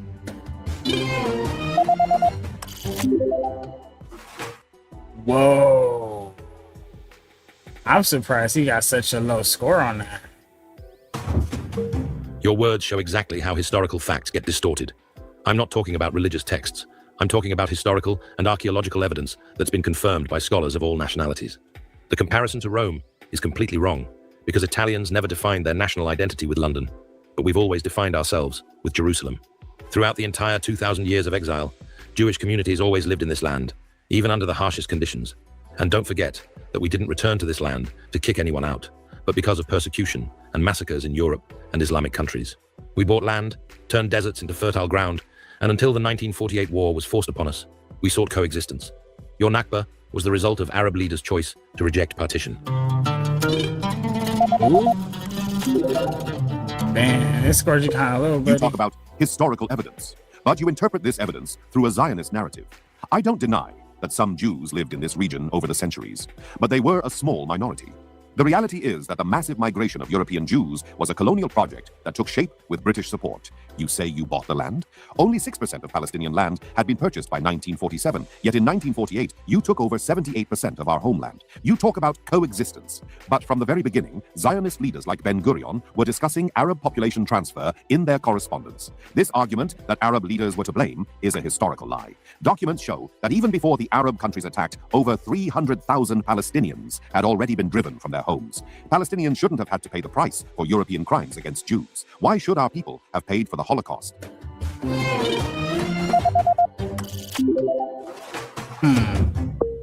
I'm listening carefully to what you're saying, but the exaggerations you're making are unacceptable. You say Jewish immigration was a colonial project? What kind of colonizer returns to their ancestral homeland? Colonialism only makes sense when an outside power comes to plunder a country's resources. We came to Palestine to live, not to loot. Regarding land purchases, yes, we only bought some of the land, because most land was under Ottoman Empire control, and later, British control. About Palestinians being driven out, you're turning the facts upside down. Arab leaders ordered people to leave their homes so they could return after defeating us. That was their wrong decision. Regarding the Holocaust, we didn't establish Israel because of the Holocaust, but the Holocaust showed the world that Jews need a safe and independent homeland where they can defend themselves.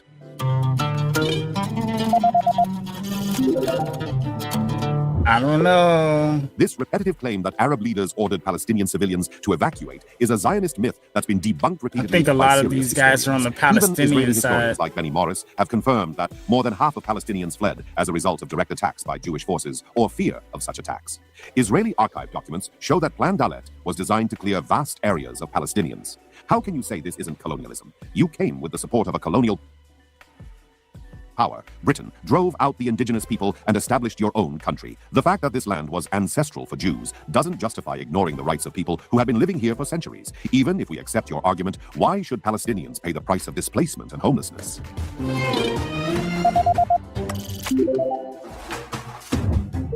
Your claim about Plan Dalet is completely distorted. This plan was a defensive strategy to protect Jewish communities against Arab attacks, not a scheme to expel all Palestinians. Benny Morris, whom you reference, himself confirmed that there was no systematic policy to expel Palestinians, but rather that in some war zones, forced evacuations occurred. But this was during wartime that the Arabs themselves started. You talk about indigenous people, but Jews are also indigenous to this land. When Jews returned to this region, most of the land was barren with a small population. We built new cities, developed barren lands, and created a modern economy that benefited all residents of the region.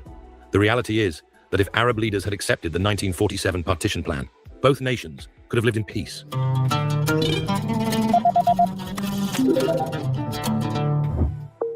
This claim that Plan Dalet was purely defensive contradicts historical documents. Yigal Yadin, head of Haganah operations, himself said the main goal of Plan Dalet was to cleanse specific areas of Arab population.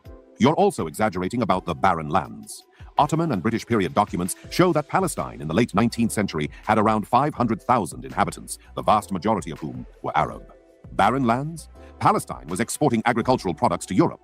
You refer to the 1947 partition plan, which was completely unfair. While the Jewish population was only 1/3 of the total and owned less than 7% of the land, this plan gave them more than half of our territory. What nation would accept such an unbalanced partition? You can't claim historical rights on one hand and say you developed barren lands on the other.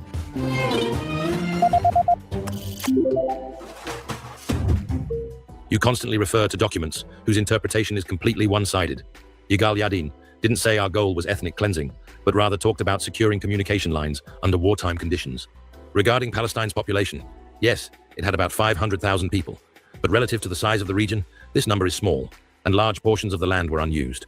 The reality is that Zionists turned swamplands into modern agricultural areas and made deserts bloom. About the partition plan, fairness isn't determined solely by land ownership, but by each community's needs, security, and economic development. We were willing to accept a small country, but Arab leaders wanted our complete destruction.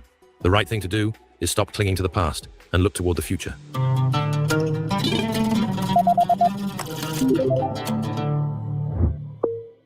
You talk about looking to the future, but avoid acknowledging the realities of the past. You can't build a just future without justice for the past. It wasn't just about swamps or deserts. There were thriving cities like Jaffa, Haifa, Lod, Ramli, and hundreds of agricultural villages with centuries-old olive groves whose people were driven out. The partition plan was based on needs. What need justifies giving 60% of the territory to 30% of the population? This is the same colonial logic that puts European interests above indigenous people. About security, wasn't Palestinian security important too? The reality is that from 1948 to today, Israel's policy has been territorial expansion. With the occupation of the West Bank and Gaza in 1967 and the building of illegal settlements, how can we trust your intentions for peace?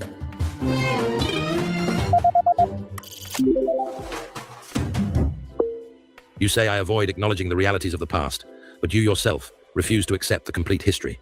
Yes, in the 1948 war, some Palestinians lost their homes. But why don't you mention the 800,000 Jews who were expelled from Arab countries? They too lost everything. We accepted and integrated them, while Arab countries deliberately kept Palestinians in camps to use them as political weapons. Regarding the 1967 war, this was a war that the Arabs started. Egypt closed the Straits of Tiran, stationed its forces in Sinai, and its leaders talked about destroying Israel. We fought for our survival. About the settlements, I also agree we need to find a solution for them. But why, whenever we talk about peace, do we get answered with terror and violence?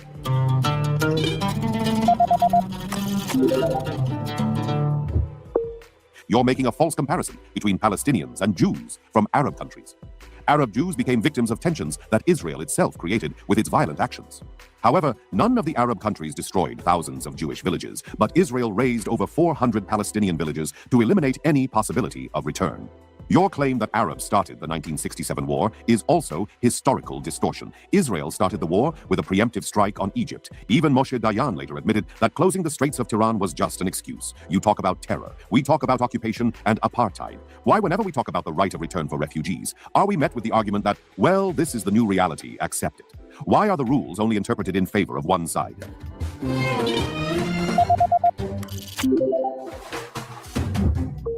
You talk about apartheid. While Israel is the only democracy in the Middle East where Arab citizens have the right to vote, have representatives in parliament, and even serve on the Supreme Court. Where's the apartheid in this? In the West Bank too. If there's occupation, it's for our security. We withdrew from Gaza, and what happened? Hamas took power and fired thousands of rockets at us.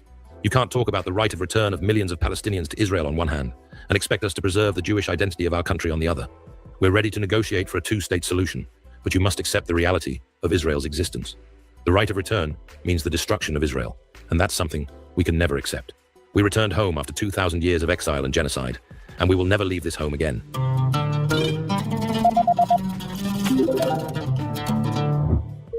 You talk about democracy in Israel, But how can you call a country democratic when millions of people live under its control without the right to vote? This is exactly the definition of apartheid. In the West Bank, Palestinians and Jewish settlers live under two different legal systems, Jews under Israeli civil law and Palestinians under military rule. Water is abundant in settlements, but scarce in Palestinian villages. There are settler-only roads that Palestinians aren't allowed to use. What is this, if not apartheid? You say the right of return conflicts with the Jewish identity of your country? Isn't this an open admission of racial discrimination? We're willing to accept a two-state solution, but you make the possibility of establishing a Palestinian state less likely every day by building more settlements.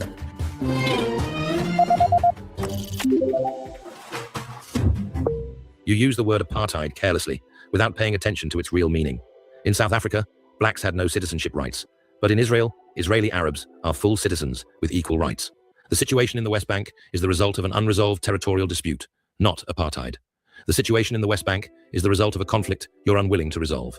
At Camp David and in Olmert's plan, we offered 90% of the West Bank, but Arafat and Abbas rejected it. We want to negotiate, but you're not even willing to recognize Israel as a Jewish state. Why is only Jewish self-determination unacceptable to you? This moral double standard shows that your problem isn't just with borders and settlements, but with the very principle of a Jewish state's existence.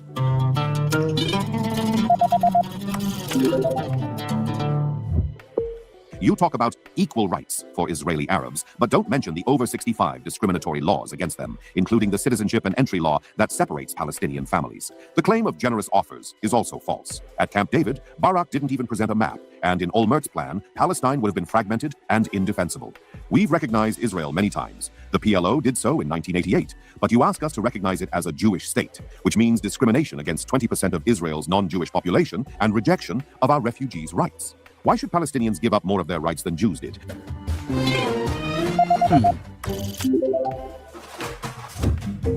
You're exaggerating about discriminatory laws. The entry law created limitations for national security. Interesting. I don't know how I'm feeling about this. It's pretty one-sided, doesn't it?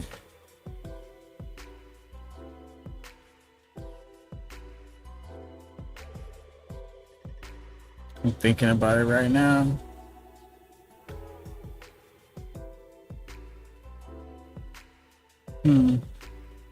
I could do something else, huh?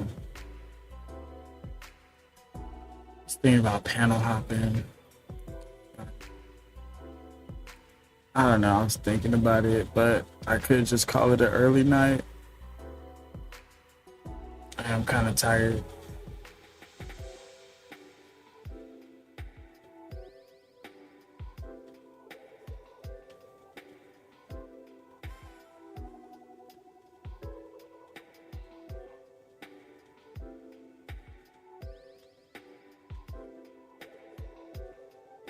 All right, so I'm a little bit different. It's whatever.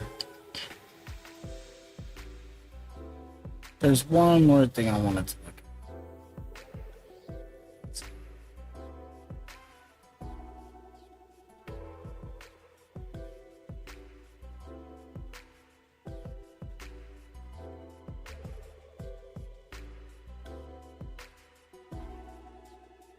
I think it's this one. We made a video a while back featuring a debate between a Muslim and an anti-Islam opponent. The Muslim character was a religious reformist who wanted to modernize Islam through rational interpretation of religious texts and secular governance. He was completely against forced hijab, for instance. Many of you pointed out in the comments that this character doesn't represent most Muslims and his views are against traditional Islamic law and jurisprudence. We totally agree. To put it simply, if we imagine Islamic thought as a spectrum, religious reformism sits at the liberal end with way fewer followers than the mainstream. So this time, let's feature a traditional Muslim instead. For this video, we created two AI characters, a traditional Twelver Shia Muslim and a non-Muslim critic of Islam. We had them debate three topics: Islam and gender equality, Islam and free speech, and Muslim population growth in Europe. To judge the debate, we chose 5 different AI models to see which arguments they'd consider stronger. The debate opens with this question: do Islamic teachings about women align with gender equality principles? More like a joke. Islam fundamentally defines women as second-class beings. Look at inheritance laws. Women get half of what men get. A woman's testimony is worth half a man's. Men can have 4 wives, women can't. Men can divorce their wives, women can't. Male guardianship over women is crystal clear in the Quran. What equality is this? You see all this, then they come and say Islam respects women. What's respectful about it? When a woman can't leave the house without her husband's permission? When she has to wear a hijab or she's sinful? Is this respect or captivity? We asked 5 AI models. All right. That sounded pretty gay. I ain't gonna lie. I get it, but I don't know, man. That sounded pretty gay. To evaluate both sides' arguments based on these 7 criteria, which we developed using AI, and score each response from 0 to 10. The detailed criteria are in the video description below. Really not. Average 5.6. Total 5.6. Look how shallow your perspective is. You only see the rules, you don't understand their philosophy. You say women get half the inheritance, but men are obligated to financially support women. Women have no financial obligations. So practically women are more secure. Testimony is different because of different social roles, not because of mental deficiency. You call it captivity, I call it protection and security. Look what the West has done to women. Turned them into sexual objects, destroyed families, left children without guidance. Western women, despite all this freedom, why are they depressed? Why are suicide rates high? Islam places women in the sacred position of motherhood and wifehood, not as consumer goods in the capitalist market. Average 4.5. Total 4.5. Sacred? Consumer goods? You're fooling yourself. That protection and security you mentioned is just control and ownership. Men own women. Talk women about an independent woman like that. Hold on. 5.6. Total 5.6. Look how shallow your perspective is. You only see the rules, you don't understand their philosophy. You say women get half the inheritance, but men are obligated to financially support women. Women have no financial obligations. So practically... Okay, so women have no financial obligations. So practically women are more secure. So practically. So this is the part that's getting me. They're really kind of shitting on, independent women on this one because no financial obligation. Some women want that obligation. Women are more secure. Testimony is different because of different social roles, not because of mental deficiency. You call it captivity, I call it protection and security. Look what the West has done to women. Turned them into sexual objects, destroyed families, left... I don't think the West did that. I think women have the choice to be that if they want to. I think it's a little bit different than he's trying to... Because I wouldn't do that, and nobody gets to do that. It's mostly a choice here in America unless it's something illegal happening. Children without guidance. Western women, despite all this freedom. And leaving the children without guidance, I mean, that's just human responsibility. And we're not taking responsibility for who we're laying with, because if you get pregnant or if you get a woman pregnant or if you have sex with somebody, you should at least know them a little bit. So if they do get pregnant, I'm just saying. Why are they depressed? Why are suicide rates high? Islam places women in the sacred position of motherhood and wifehood, not as consumer goods in the capitalist market. Average? I don't think we're placing our women in the market as consumer. I don't agree with that, but I mean, I see what he's saying, but I don't. 4.5. Total 4.5. Sacred? Consumer goods? You're fooling yourself. That protection and security you mentioned is just control and ownership. Men own women. Women are men's property. You say this yourselves. Financial support is a form of captivity wages, not a right. In the West, you criticize women can be judges, presidents, priests in Christianity. Here, women can't be judges because their minds aren't complete. Well, the priest in Christianity is kind of different. That's kind of a hard one. You gotta reread that Bible. They can't be sole witnesses, can't travel without male permission. You talk about high suicide rates. What about Iranian women who set themselves on fire? Are they happy with this sacred status? That 16-year-old girl whose head they cracked over a hijab, was she also benefiting from Islamic security? Ooh, that was dirty. Average 6. Total 11.6. Now that you're stating facts, let me tell the truth too. First, women can't be judges because judgment... Okay, women can't be judges in Islam because judgment requires complete wisdom and impartiality. Okay, so, women do kind of get in their feelings and they do kind of get really biased. If they don't like somebody, they'll... I ain't gonna lie. Women are pretty vicious. At least a little bit more than men, because men are vicious, but women are pretty bad. Requires complete wisdom and impartiality, and women might be influenced by their emotional structure. This isn't an insult, it's specialization. Like men can't be midwives. But here's what matters. Those girls you say set themselves on fire. They were influenced by this same Western culture that told them hijab is oppression. The reality is millions of Muslim women worldwide wear hijab with pride and are happy. The problem is implementation and politicization, not Islam. You're generalizing a few exceptions to the entire system. Average 4.3, total 8.8. Specialization? Then why do these same women you call emotional make up the best judges and lawyers in Western countries? Are they a different species? You say millions of women are happy. Well, then why did the Taliban, who implement the purest Islam, have to close all girls' schools? Why did they fire women from work? If women are so happy with their sacred maternal role, why do you need clubs to force them? Now tell me, if hijab is so good, why don't you let them choose? Why, when a woman says she doesn't want to wear hijab, you call her an infidel? This shows that even... Oh, wow. Isn't that rude? You know, if there's no force, women would make different choices. Ooh. Yeah, if you kind of let women do what they want, they do stuff you wouldn't expect them to do. For real, I'll give you that. Average 6.9, total 18.5. Look how much you're twisting things. You bring up the Taliban, who are themselves a deviation from true Islam. No credible scholar accepts them. Look at real Islam like Iran, Iraq, Lebanon. Women. Iran, Iraq, Lebanon. So he's naming the places that we're at war with right now. That's why I thought this would be relevant, because they want their law to spread because they believe it's better. Real Islam like Iran, Iraq, Lebanon. Women study, work, have responsibilities. Second, you keep saying force, but all social laws have some compulsion. In the West, there's no absolute freedom. Whoa. All social laws have compulsion? I don't know, man, because people break the law all the time. You're not supposed to smoke weed in some places, but they still smoke weed. So I don't know, man. I don't think that can apply here. I think he's trying to dig kind of in rocks or something. Of course women study, work, and have responsibilities. Come on, they gotta know the Quran and they gotta know stuff too. Second, you keep saying force, but all social laws have some compulsion. In the West, there's no absolute freedom either. Nudity in the street is forbidden. There are marriage laws. Taxes are... I mean, yeah, you can't run around naked here neither. You know, there are these marriage taxes and stuff like... So both societies have these things. So his point is kind of going off a cliff right here. He's not really proving anything. He's gonna hurt himself. Mandatory. The issue is which laws are logical and which are superstition. Hijab preserves women's dignity, doesn't humiliate them. You talk about choice, but those same Western societies force women to strip to sell products. Which one is freedom? Okay, hold on. Forced?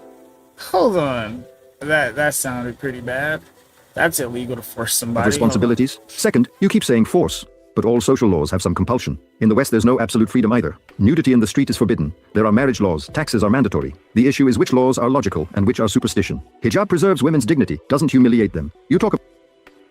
Okay, so it preserves their dignity, it doesn't humiliate them. Are you sure?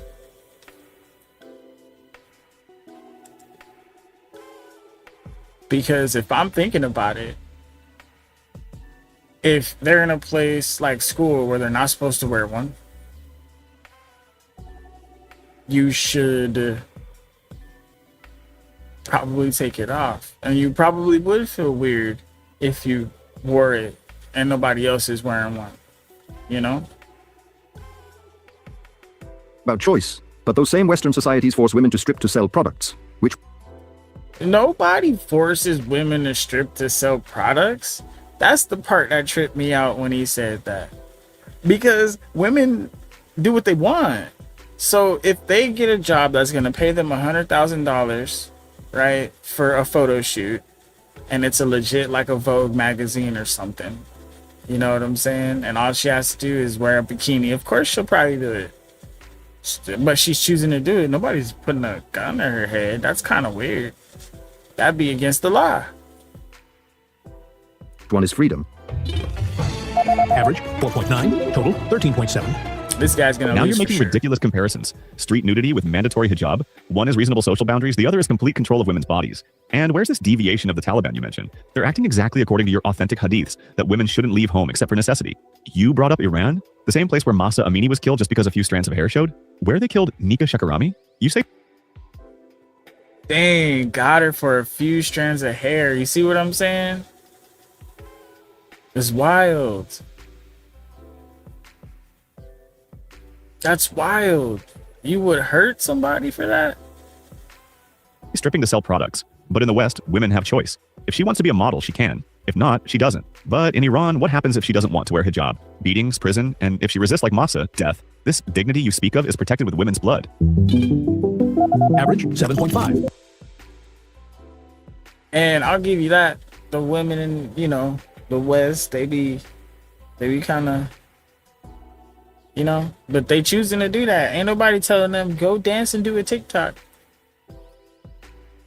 They want that attention. They like doing it. And then when all them other girls in the hijabs be doing it and getting all that attention, they be liking it too. So trust me, I know. Women love attention. Total 26.0. Now that you're citing specific individuals, let me tell the truth. A few cases of poor implementation don't invalidate all of Islam. In the West, police kill women too. Does that mean democracy is wrong? The issue is you're mixing politics with religion. True Islam never said to kill women over... Wow, no, man. They kill, police kill people too, like girls. Like, this is crazy. Cause like, yeah, sure, but like not for the reasons. And those are like one-offs. You'll go to jail before anything. They love sending people to jail. They love sending people to jail. Okay? They love sending people to jail. I mean that.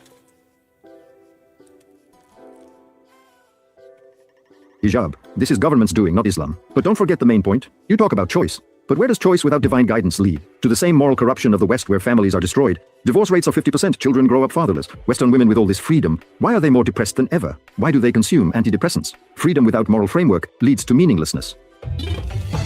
Average 3.7, total 17.4. Dang, First, they you're making really a don't fallacy. like him. This isn't poor implementation. It's the precise implementation of Islam. The same authentic hadiths you believe in say women are deficient in mind, say most people in hell are women, say women must obey their husbands. These aren't poor implementation. They're the text of your religion. Second, you bring up Western divorce rates but don't mention that in Islam, men divorce unilaterally. Women have no rights. This isn't family stability, it's captivity.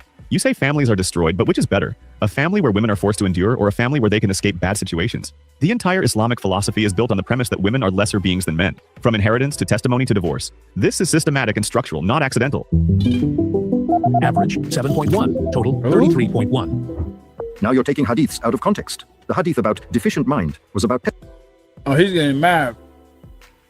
This is how they start to sound when they about to cause somebody to do something to you. If they about to blow you up. testimony in legal matters, meaning women had less involvement in legal and commercial affairs, not that their minds are weak. And when you say most people in hell are women, why don't you mention the rest? The Prophet said it's because they complain a lot and forget blessings, not because they're inherently bad. You're in hell because you complain a lot and you forget your blessings, not because you're inherently bad. What? Did y'all hear that? Probably Structural, not accidental. Average 7.1, total 33.1. Now you're taking hadiths out of context. This right here, that's what they say. Now you're taking that out of context. That's how you know they're about that. Hadith about deficient mind was about testimony. Now he's saying the scripture, hadith, the scripture about deficient mind was about testimony in legal matters. So, in court, if she tries to say you did something to her, or in court, she's trying to defend herself, she's deficient of mind. So he can explain some more of that. It's pretty awful. In legal matters, meaning women had less involvement in legal and commercial affairs, not that their minds are weak. And when you say most people in hell are women, why don't you mention the rest? The Prophet said it's because... He said it's mostly women. He said, why don't you mention the rest? And it says because they complain a lot. Really? That's wild. No wonder a lot of men want to go to Islam. Because they complain a lot and forget blessings. And forget blessings. Not because they're inherently Not bad. because they're Now look bad, at divorce. wow. Islam gave women the right of khula, the right to conditions in marriage contracts. Okay, right, cooler. to demand matar. What is that? It's the right to demand mar. Men can't just divorce instantly. There must be a waiting. So she has the right to demand mar. Well, now what's that? He skipped right over that. Period. Opportunity for reconciliation, witnesses, attempts at peace. But in the West, women marry today, divorce tomorrow. See how he jumped way off of that mar? He jumped off of that way too quick. Children are left wandering. Which is more rational, social stability or emotional chaos? Average 5.3, total 22.7. Don't twist the text. That same hadith explicitly says women are deficient in mind and religion. You can't change this with interpretation. And that less involvement you mentioned is itself proof of discrimination. Why did they have less involvement? Because they weren't allowed. Then you say since they had no experience, they can't be sole witnesses. This is circular logic. First you block them, then you say they have no experience. The right of hula you mention is also nonsense. Women must provide... Caught his ass. Got his ass. Got him. Got him. That's so funny. Oh man, that's so funny.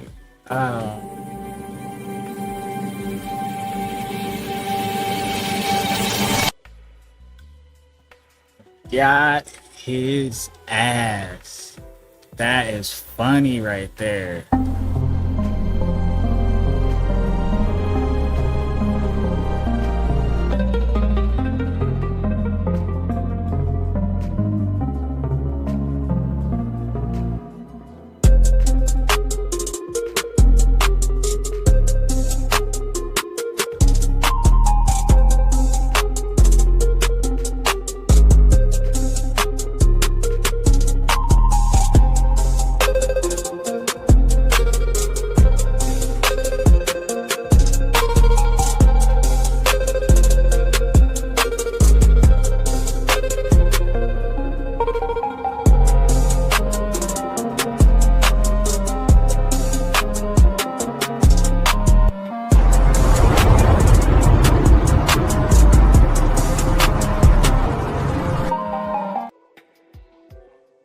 All right, I just still want to thank everybody for coming. I appreciate you guys for coming in.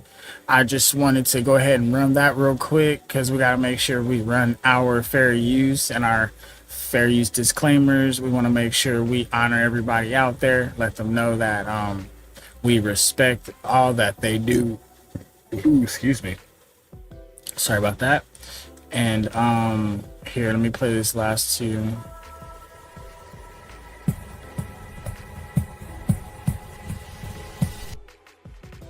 Because people might get upset.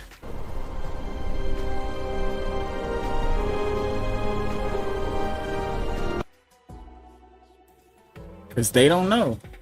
They don't know. We about to...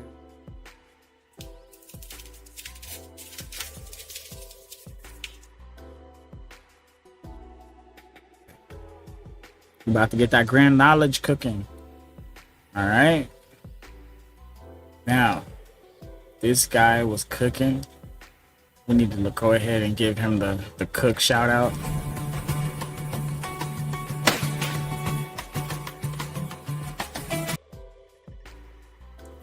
This guy was cooking.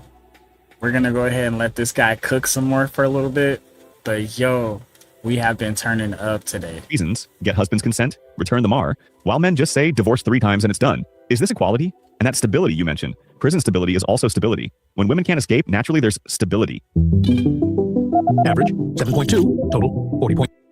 Oh, wow. Just tore him up. 3. You're contradicting yourself with your own logic. You say we first block them, then say they have no experience. But this exactly shows the wisdom of Islamic division of labor. Men are responsible for earning income and external dealings. Women are responsible for raising the next generation and managing the home. Each is expert in their own domain. You say prison, I say specialization and cooperation. And that kula you call nonsense was itself a revolution in the age of ignorance. You say prison? What did he say? I'm about to use that shit. Hold on, wait a minute. Okay, women are responsible for the raising of the next generation and managing the home. That's interesting.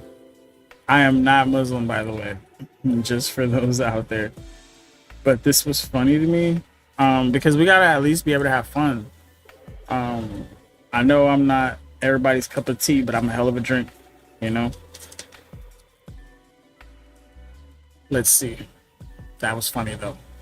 Generation and managing the home. Each is expert in their own domain. You say prison, I say specialization and cooperation. And that kula you call nonsense was itself a revolution in the age of ignorance when women had no rights. Now look what the West has done. Forced women to work and raise children and manage homes. Is this freedom or double exploitation? Western women are crushed under double pressure, but Muslim women have peace in... See, here's the thing. A lot of women that are already...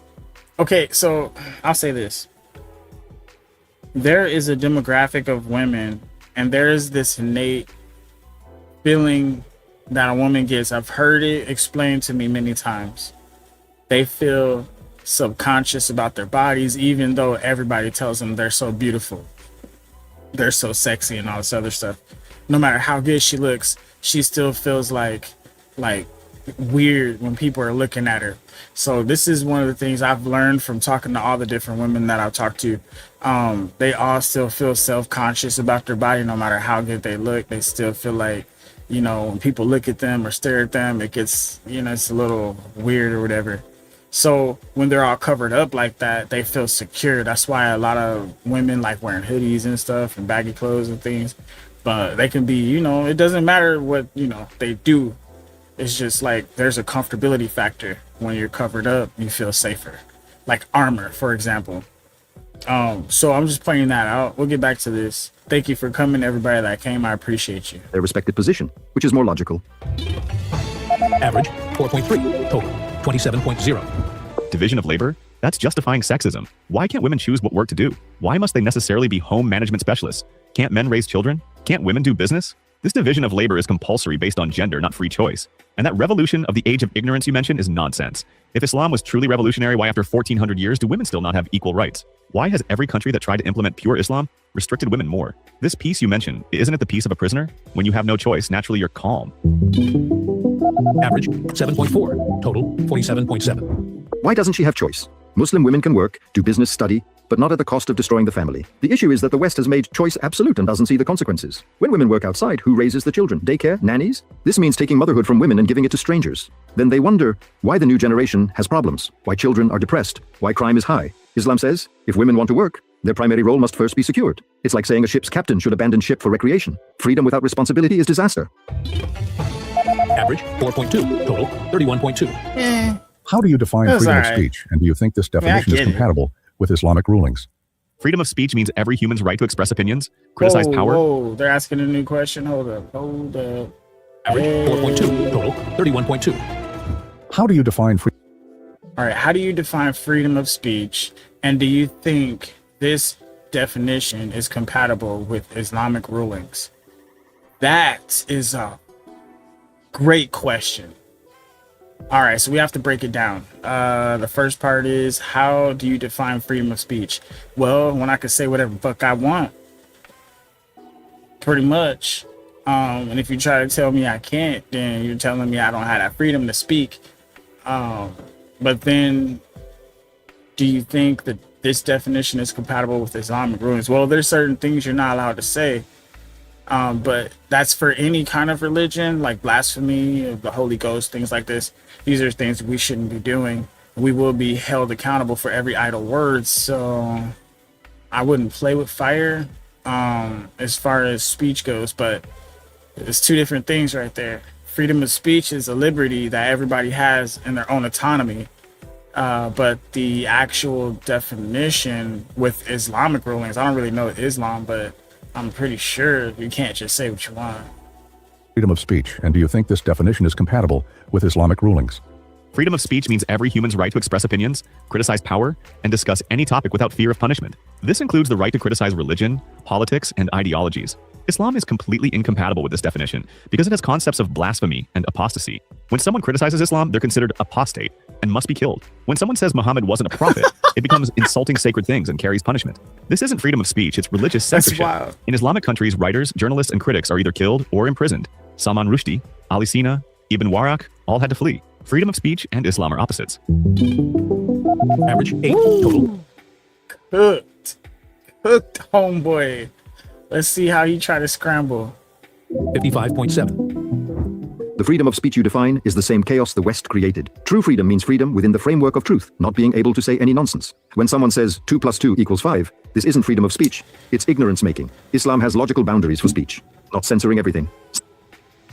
Well, I don't know. I kind of see that a little bit different. I gotta retake this real quick because I want to make sure I got him right. He said it's ignorance making. I don't like the way he said that. See, because when someone says 2 + 2 = 5, this isn't freedom of speech. No, that is freedom of speech because they can say what they want. They could say that, whether they mean it or not. That makes them a liar.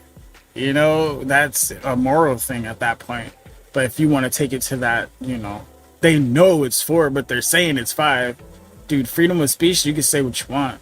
So, like, the way this is put, it's going to throw his whole thing off right now.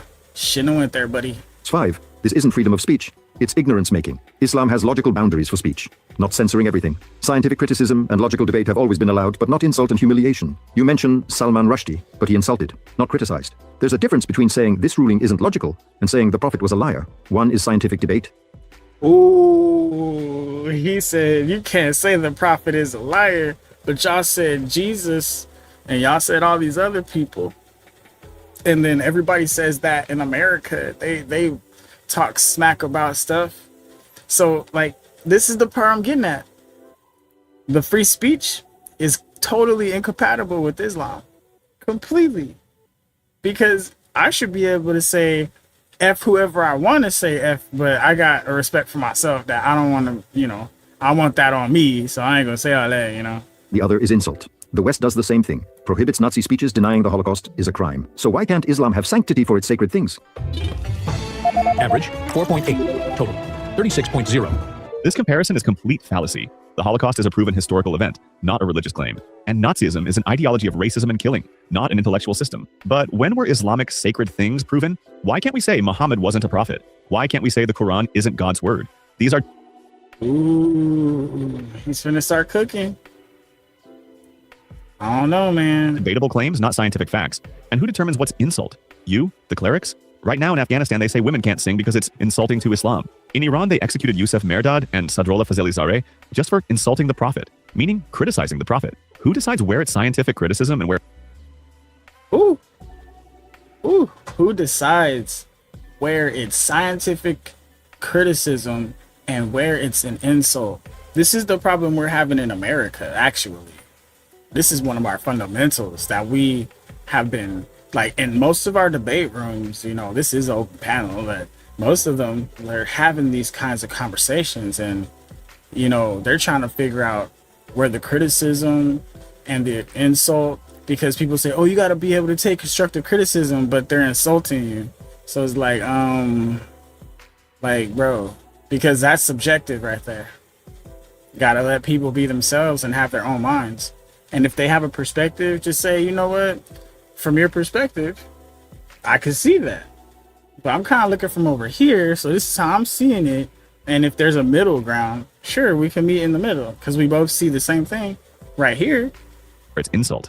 This is a slippery slope that's always interpreted in favor of religious power. Freedom of speech either exists or it doesn't. You can't be conditionally free. Average 8.1 total. Woo! That boy cooked him. 63.8. I'ma shut up. Now you're mixing two topics. Yusuf Mehrdad and Fazeli-Zareh didn't just criticize, they explicitly insulted the Prophet and sacred things. There's a difference between saying this ruling isn't logical and saying Muhammad is a liar or insulting the Prophet's mother. Every society has red lines. Whoa. People say all kinds of stuff about Jesus and we don't go murking them. That's the line. That's the red line where blood starts to drip. But our society's red line is when you say death to America and you want to enforce your religion and your style. So we have to stop everything and pray to your God or we are going to have a problem. Like, whoa, hold on. Wait a minute, man. This is America, bro. Totally different space.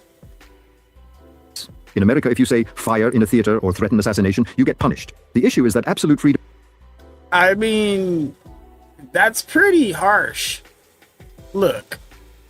Every society has red lines. In America, if you say fire.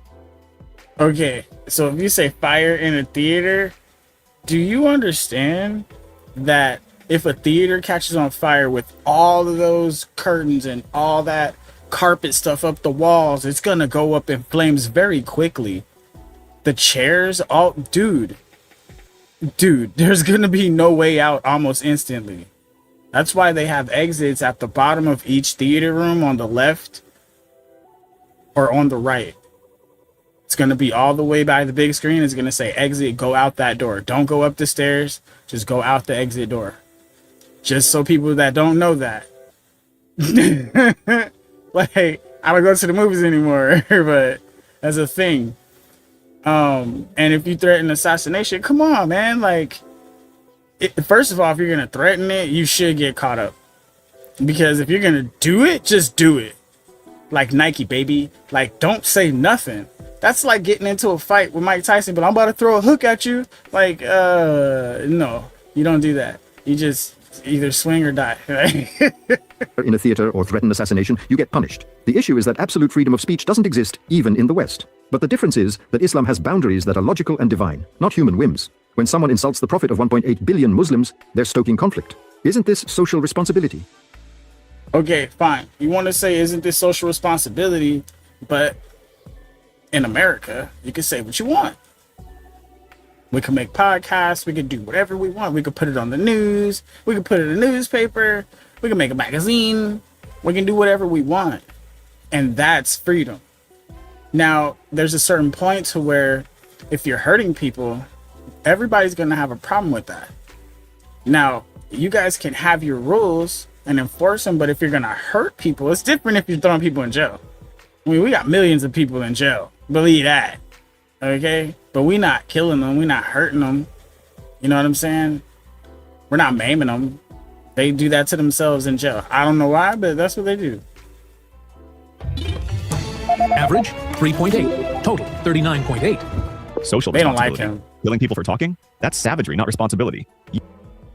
Dang, took the words right out of my mouth, right? You say explicit insult. Well, who determines what's insult? The same judges who claim to know God? And that comparison with America is nonsense. Burning the flag is legal in America and protected under freedom of speech. See, look, disrespect in America is okay. In America. Right?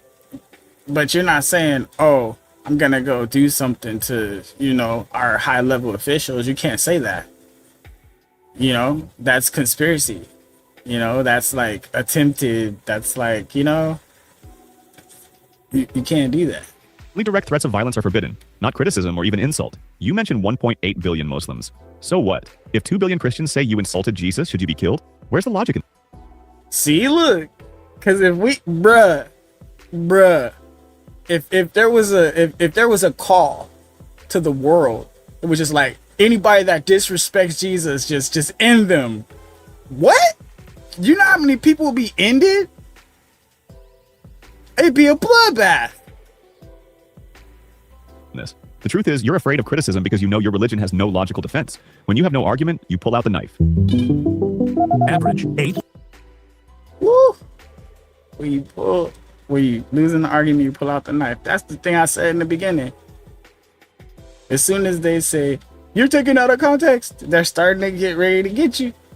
Total 71.8. No, we're not afraid of criticism. We're afraid of desecration. Islamic history is full of scientific debates. Okay, how can saying I don't like Muhammad, how can you say I don't like Muhammad? How can that be a bad thing? Like, how can that be desecration? That's not desecration. Now, if they're going over to your sacred sites and like peeing on stuff, that's pretty crazy. Kick their ass. You know what I'm saying? That's pretty crazy. Like, but if they're like saying what they want to say and staying away and not doing nothing to nobody, you gotta leave them alone. And it's just talk. It's just talk until something happens. With Christians, Jews, even atheists, Ibn Sina, Farabi, Ibn Rushd, all questioned and got answers. But there's a difference between scientific debate and obscenity. When someone insults the Prophet's mother, this isn't science. It's rudeness. All right. If anybody wants to answer in the chat, I'll take a poll. So I'll probably make a poll on this one. But should people lose their lives over rudeness? Because that's pretty heavy. Somebody's rude to me, I think I'm just going to be upset. I'll probably walk away. but I don't know if I'm gonna like hurt them over it. But if they like put their hands on me or something, we're dipping in some water. I don't want to go in. I don't like going in that deep. And that Christianity example you brought up answers your own question. Why don't Christians kill anyone? Because their religion is corrupted and they have no executive power. But when Islam has government, naturally it implements its laws. This doesn't show weakness. It shows power and authority. If God wanted everything to be free, why did he set forbidden and permissible? Average 3.5. Total 43.3. What's your view on Muslim population growth in Europe? Whoa. Whoa. This question. What is your view on Muslim population growth in Europe? Woo. There has been some talks about this one. There are people that are concerned that Europe may end up becoming new Iran. That's how they're feeling. Or at least that's they didn't say that specifically, but that's kind of the feeling I'm getting. Like they call Chicago Chirac, like, and New York is like, you know, Lebanon now, you know, kind of, you know what I'm saying? Like, you see how like our society is starting to get taken over by this stuff too. It's pretty wild. They're, you know, the sleeper agents and things like that. So that's probably why the government isn't knowing, like a lot of the people, the news, they don't know what's going on. Nobody knew Trump was going to do that. I'm sure if they knew ahead of time, there would have been all kinds of actions here first. All kinds of distractions from them doing that. This was a surprise attack. Muslim population growth in Europe is an existential threat to Western civilization. This isn't just migration, this is demographic jihad. Islam has historically always expanded through two ways, the sword or the womb. Now that direct war isn't feasible, they've chosen the way of the womb. Look at Muslim birth rates compared to Europeans, 3 to 4 times higher. Within 50 years, the majority population of France, Germany, England will be Muslim. And when they become the majority, what will they do? They'll use democracy to implement Sharia law. They even say themselves, The infiltration. I tell you, this is their religion, man. This is a holy war for some people. This is crazy. we will conquer through your wombs what we couldn't conquer through your swords. This isn't coexistence, this is gradual conquest. Average 2.8, total 74.6. Nobody liked the truth. Nobody liked that truth. Look, 2.8.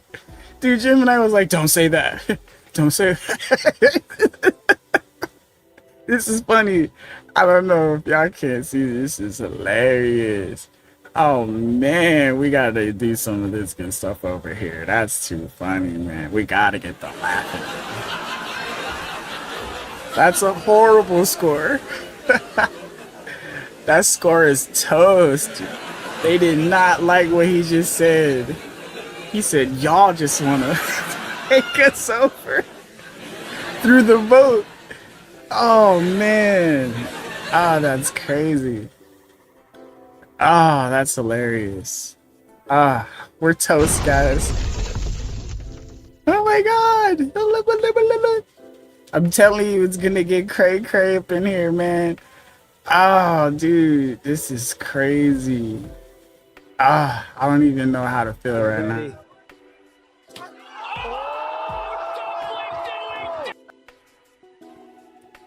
Dang, they said don't say that.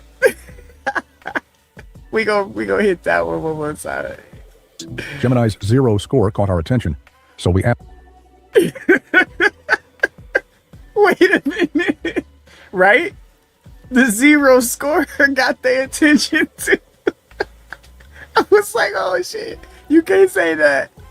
Oh man, oh that's hilarious.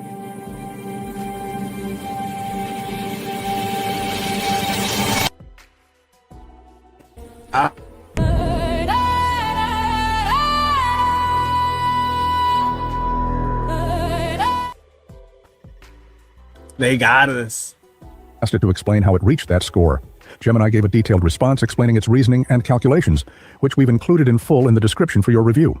In short, it criticized the claim about... Okay, we're gonna read this. We're not letting Gemini get away with this. Muslim population growth in Europe is an existential threat to Western civilization. This isn't just migration. It's, let me make sure I'm looking at, because this is word salad. I'm looking down here. Muslim birth rates compared. So it didn't like this. It didn't like that you were saying it's outbreeding us. Okay, so, okay. And right here, it didn't like that. It didn't like that. It's like the plan got leaked. The whole plan got leaked right here. And it was like, you can't say that. Because this will be, now we know how to fight it. We got to go make babies, and we got to be families, and we got to be a community again. We got to love each other. This is going to be crazy hard, because we really got to be like, you know what? I'm going to stay with this person right here. And maybe her and her too, I guess. The girls, y'all going to have to get along with the same dude if y'all like him that much. Y'all just going to have to hold him down. I guess this is what it's going to take. Because we got to have more babies than them. 3 to 4 times faster population growth than Europeans, called the term demographic jihad. And ooh, this is what I was looking at right here. This is Jim. I said, I want to make sure I'm saying this right, because this was the plan. Did not like this. Oh, wow. We shall conquer through their rooms what we couldn't conquer through your swords. Oh, shit. Dang, we'll outbirth you. Dang, that's crazy. Arguments about reaching majority status and implementing Sharia fallacious, and believe the ideas presented fuel discrimination and xenophobia. All right, let's continue. What kind of fear is this? What delusion? You're mixing up population statistics with conquest maps. European Muslims are citizens, not invaders. They live there, work there, pay taxes, serve in the military. This demographic jihad you're talking about is an invention of Islamophobic media. Don't Muslims have the right to have children? Is it a crime to start a family? And where was that fake quote you cited actually said? What credible source? The reality is that European Muslims are integrating, their children are European. Their birth rates are also declining like everyone else's. This is racist panic, not scientific analysis. Islam came to bring justice, not to conquer anyone. Average 6.9, total 50.2. Integration? Where? The truth is that political Islam can never coexist with liberal democracy because its foundation is absolute divine sovereignty, not popular sovereignty. Muslims believe that until Dar al-Islam is established, they live in Dar al-Harb, meaning the land of war. As long as this belief exists, true coexistence is impossible. They're obligated to work for system change, not compromise with it. Look at every country where Muslims became the majority. Egypt, Lebanon, Kosovo. What happened to Christian and secular minorities? Islam's 1400-year history has no successful example of equal coexistence with non-Muslims.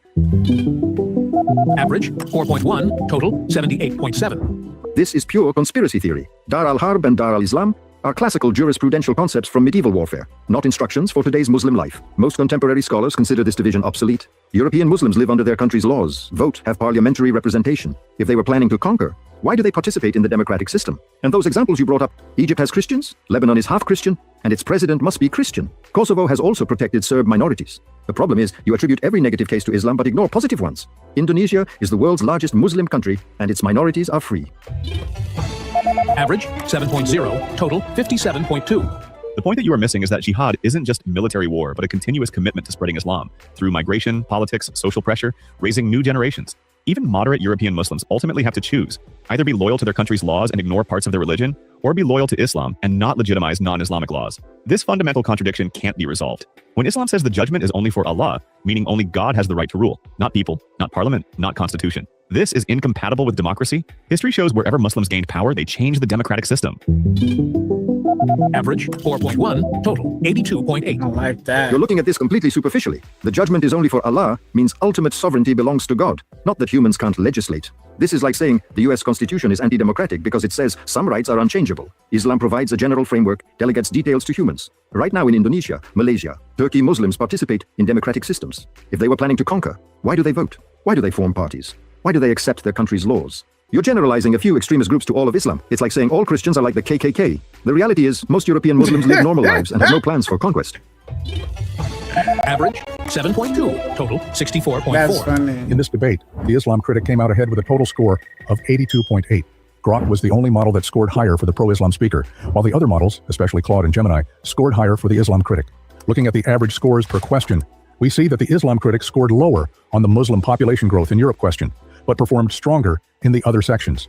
I've learned that debating someone who lives in a closed ideological system is nearly impossible. Every logical argument, every historical evidence, every contemporary example I brought up, he either denied or justified with creative interpretations. When someone believes their book is God's direct word, there's no room left for rational debate. Everything can be justified. Even killing people for speaking can be called divine wisdom. But the most important thing I learned is that Islam truly cannot be reformed. When the sacred text explicitly makes women half of men, calls infidels enemies, and considers jihad obligatory, you can't deal with it through courtesy and tolerance. We must accept reality. Islam and modernity are incompatible, period.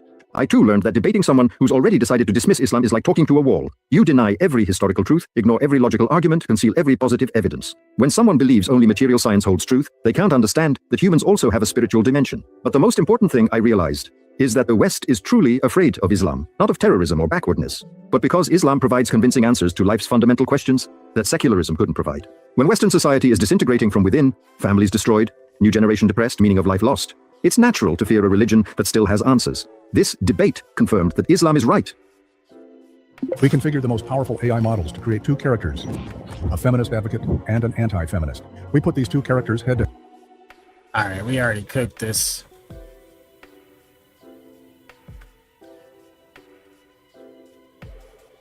Let me see.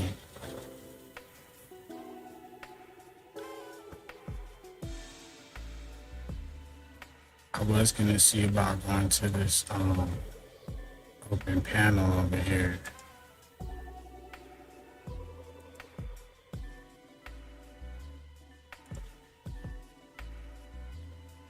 Let me see.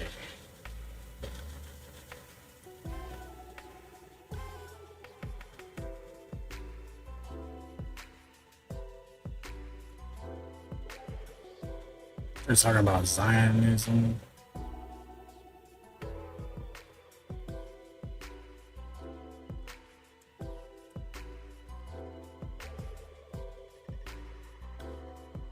Let's see.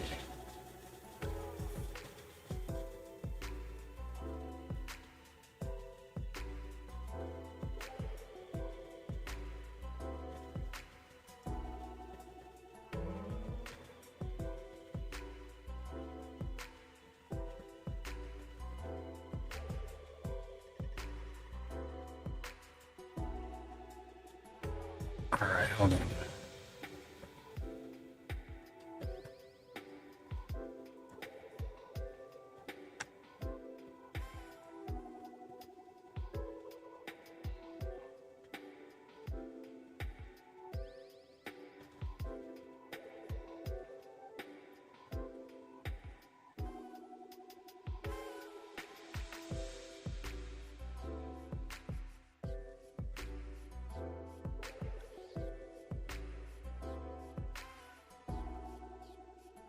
I have no idea what they're talking about.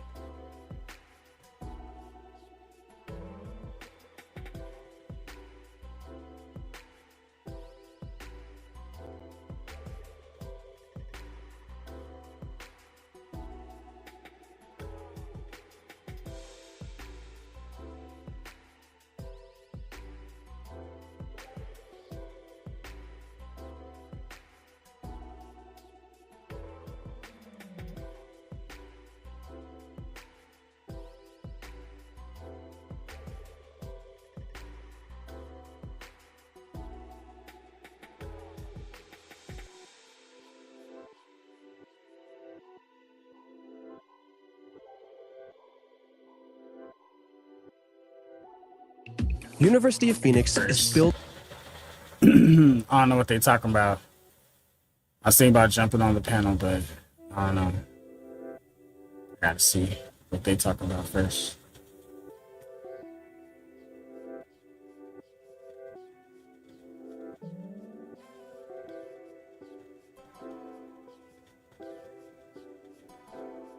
Speaking of bending the knee, you should all bend the knee and open your wallets and send me all your money, because where would you get such amazing content but on the Raging Tomato panels, because we attract all of the best panelists in this community, on YouTube, in the world, all of the best ones possible. Kazim sending in a big 5. I believe it's over on, I'm guessing over on Gibbs, maybe, possibly, or Flow States, I don't know. Says, are you fair and unbalanced, Gibbs? I'm fair and unbalanced, whatever helps my checkbook. That's fair. And Azvaroon, of course, sending in his love. Welcome to the panel, Azvaroon. Backstage, I still have just an ant, a poor lonely ant back there.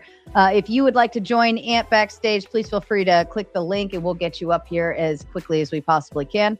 And if there's anybody up here that's annoying the shit out of you, please feel free to send in $10 and boot them off the panel and bring somebody else. And the Emperor is backstage too. All right. And one more thing, there are 80 of you watching over on the Gauntlet right now and only 21 likes. If you want to piss Mama off, continue to leave that number where it's at and see what the fuck happens, and then enjoy your slow chat mode. But yeah, fix that right now. All right, back to you. So we'll wait patiently for a little while. I don't know how diffused for now. I'm just curious how Husky drinks out of until we end up popping. What's that, Baldur? I'm just curious now. Husky drinks out of anything, but then he eats his spaghetti out of a normal asshole bowl. Yeah, put it this. They get kind of wild over there, but that's Clay, right there.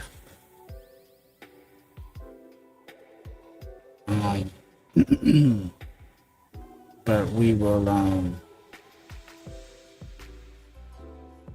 we'll just do a few looking around. Let's be looking around. Going over here. We're hanging out with you. That's this is Lucas. Am I crazy? Shout out to Amazing Lucas. No, you're right. Like, no, okay, I'm right. All right. I follow this guy. I remember, I was like, because the whole conversation switched. I like his conversations that he has. Bruh. I thought about doing some reviews, but and I thought I'll leave that for other people. But that's just some of the stuff I like. Let's check this out real quick.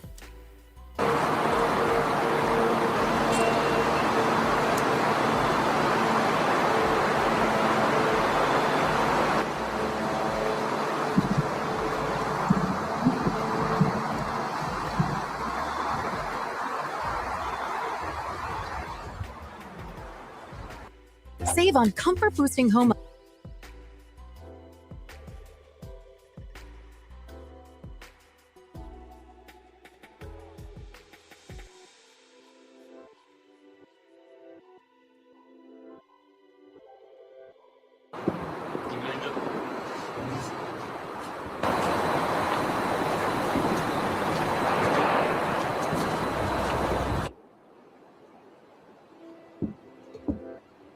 So that was that Israel feed.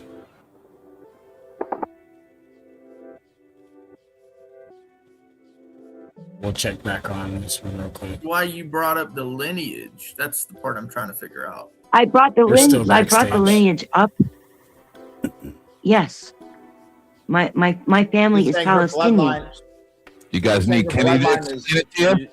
You wouldn't say you believed he existed if your family walked with him. You would say you knew he existed or know he existed. No, they were there, and my family's from Nazareth and Bethlehem. That's where my family's from. So they would have walked with him because they were followers of him. So it was just to basically say that you have lineage, and that's why you believe. How did they gather that your family's followers from 23 and me? I was saying how Palestinian I am. That's how I'm doing. And I'm also saying that your family killed Jesus. Yes. Jesus was Palestinian. Jesus was a Palestinian. Was it? Palestine. When did the Romans named it Palestine? The Romans named it Palestine. It's called a Philistine in any Semitic language. Palestine, the word, only took place in the 1918s after World War I when the British took control. There's no P in Arabic or any Semitic language. No, I know it's Palestine. It's called Philistine. We're Palestine. We say Palestine. F-A-L-A-S-T-E-E-N. Yeah, that's what I'm saying. I'm saying that the word when they say there's no such thing as Palestine, they're just playing semantics with us. In I know. I know. It's a troll trick. He was right. So when Israel was warring, tell me about why it is. Checking out his weed out there. Why? I think that's all kind of. I think that we're still waiting in the queue right now. But Abraham came, and who was there? The Philistines. When Abraham came, before this is the Abraham. panel we're Hold on gonna a second. join. Abraham was the father of the Palestinians. Yeah, we're gonna join the panel. Guess what? Abraham came from the land of Ur, which is called Iraq. He wasn't even Hebrew. Okay. This is my ninja right here. Arabs and Jews are the same. Arabs and Jews are the same. Hey, blessings on you, boot man. Blessings. Arabs and Jews are the same. We're the same Shut up, bloodline. lady. We're having a moment. Fuck. Oh. Well, all right. you guys did. No, go ahead. You're good. You got like the Pope and the nun over here. That's impressive. I said it to protect myself from my family. That's all. I'm Jesus.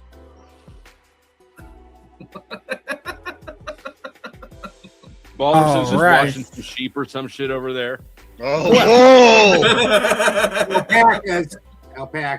Dusty's Alpaca. other Yeah, Jesus they're since getting a we little grift too resurrected wild. him from death. Grift death. I don't know. Griff death. I'm back from Griff death.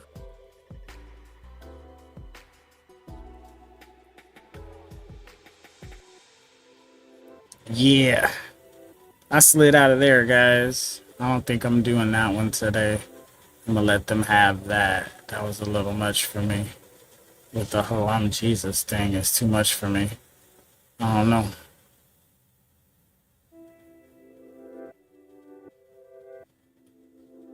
Okay. Alright, what else do we got out here in the... Okay, this was new. ABC Chicago.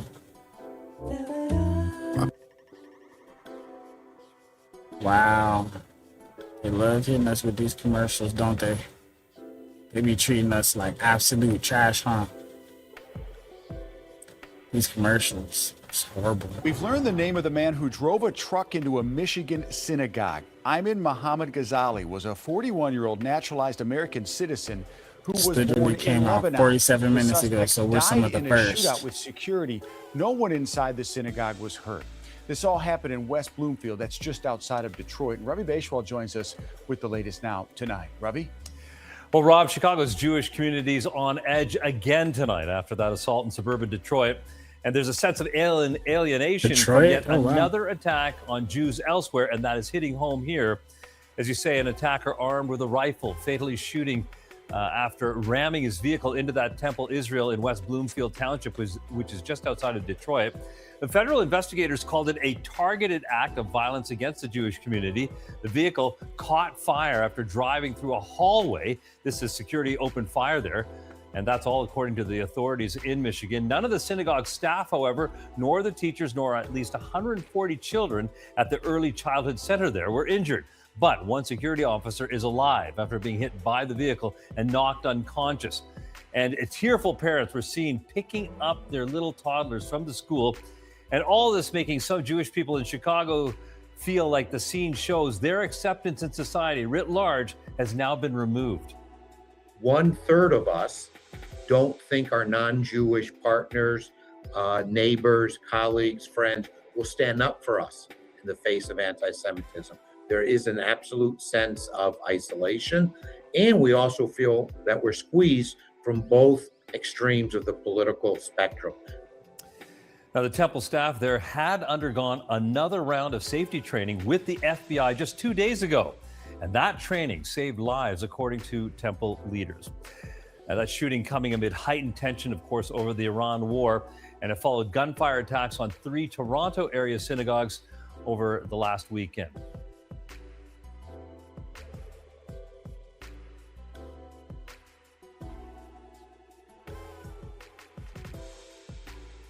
Subscribe to that. Let's see what else we got.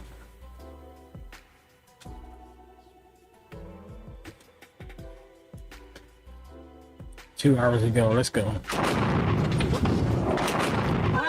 This happened since we were on the podcast. Since last night, 4 tankers have been attacked in the Strait of Hormuz. The Iranian regime is being systematically decimated, so economic warfare is their last resort. The Iranians clipping the ships with unmanned drones and small rocket fire, doing small amounts of damage, but just enough to rattle the insurance underwriters and slow down oil flow. A senior White House official tells Axios, quote, the Iranians effing around with the Strait makes Trump more dug in. Oil spiked on the news and Brent crude closed around $100 a barrel. We're going to be in very good shape. You see what's happening. They are pretty much at the end of the line. Doesn't mean we're going to end it immediately, but they've got no Navy, they've got no Air Force, they've got no anti-air traffic, anything. They have no systems of control. We're just riding free range over that country. And now we're going to look very strongly at the Straits. We reopened the Strait before, in the 80s, during the tanker wars, when Iraq was doing battle with Iran. Fortunately, today, we're in good hands. Former CIA Director General Petraeus explains why. How wonderful that we actually have an admiral in charge of U.S. Central Command instead of soldiers like me or Marines like some of the others. He knows this strait. He's been through it innumerable times. He knows they were ready for this. CENTCOM Commander Brad Cooper's already sunk Iran's Navy, but they still have the Mosquito fleet, little speedboats. They're a pest in the Gulf. Some are loaded up with rockets and drones. They haven't yet, but Iran can also mine the strait. Mines can either be anchored to the seabed or moored on a chain and can detonate over 250 pounds of explosives. We've already sank 30 Iranian mine-laying seacraft, but the Iranians have mobile surface-to-ship missile batteries on the coastline. So the United States is going to have to strike Iranian ports and pacify any aggression on the shore. That's going to take a couple of weeks. Right now, the thinking is we can do it without boots on the ground. And while that happens, the U.S. Navy and others could provide convoys for the tankers. Is it your belief that the volume of ships going through the Strait of Hormuz will be improving immediately from now?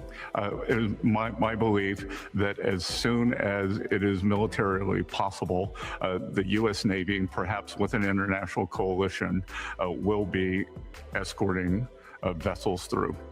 We're hearing the British Navy might get off the sidelines and help the Americans punch open the strait.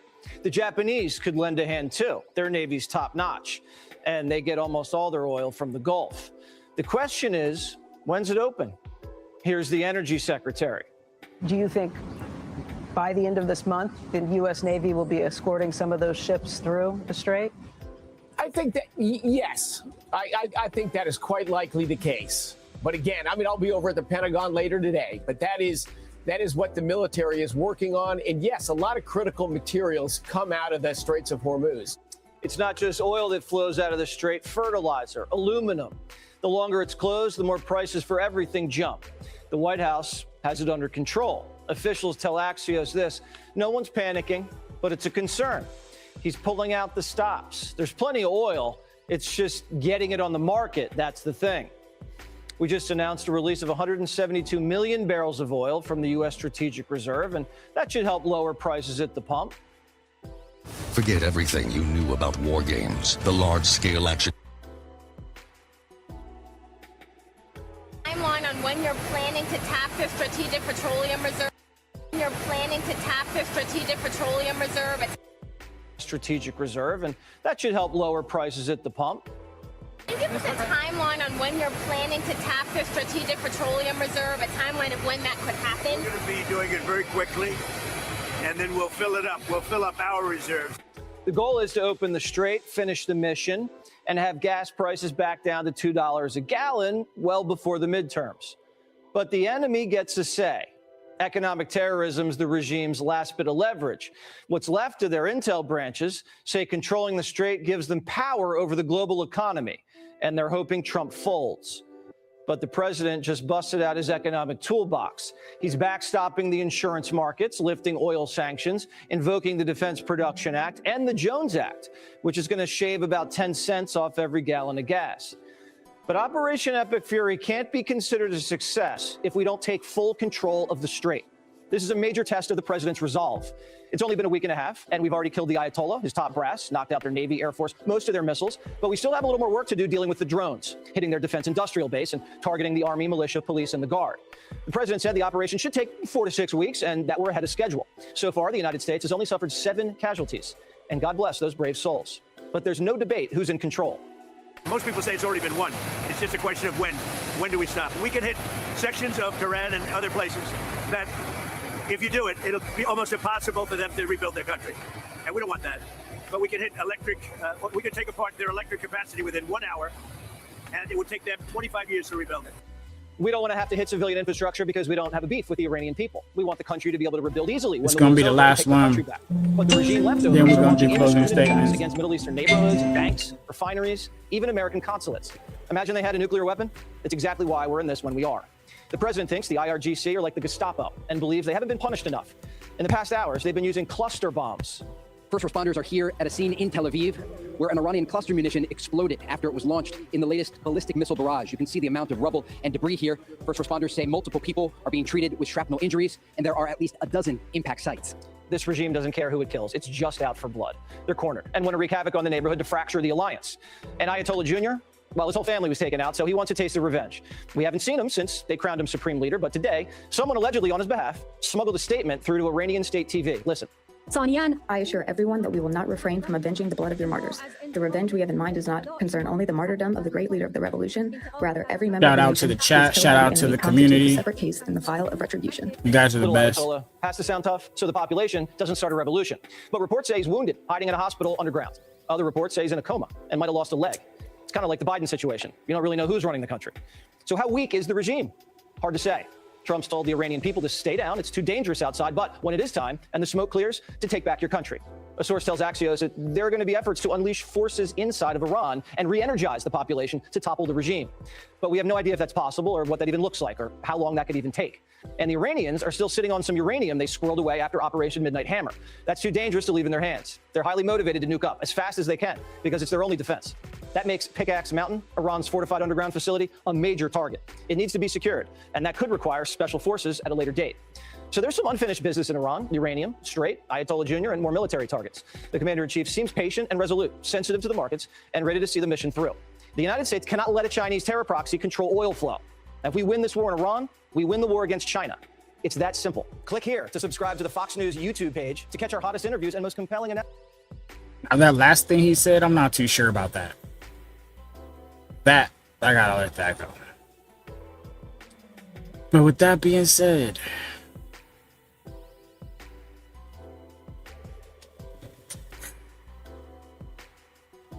it's just gonna be me for a moment. Chop it up with you guys. Say our goodbyes. We'll smoke one more little thing. Finish that little brewski. That was easy. And we'll chop it up with this AI. Let's see what was the last thing we were talking about.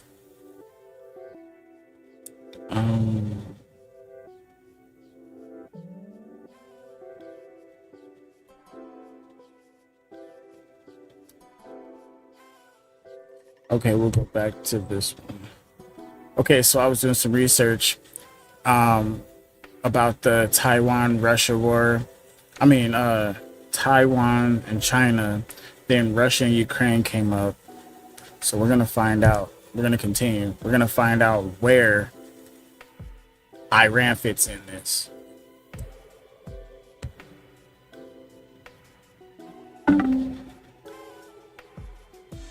All right, so where does Iran fit in with this whole situation, including the China and Russia situation?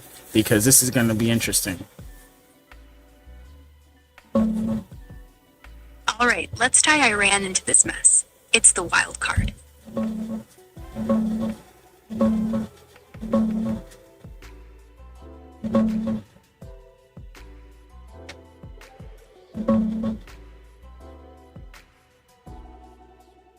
Iran's smack in the middle, like the annoying cousin who keeps stirring drama. Right now, with us and Israel pounding Tehran, check these night shots of missiles lighting up the city. Oil depots blazing. It's hurting bad. Regime's still hanging on, but Khamenei's gone. Successor talks are frantic. Russia and China, they talk big. Condemn us, call it aggression, but no real help. No troops, no missiles, nada. Russia's stretched thin in Ukraine, needs oil cash from the chaos. Prices spiking helps Putin fund tanks. China's worse off. Iran's their cheap oil hookup, but war's choking tankers, forcing Beijing to stockpile like crazy. Look at these massive ships unloading in Qingdao.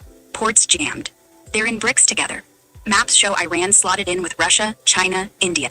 Anti-West club, sure. But it's paper thin.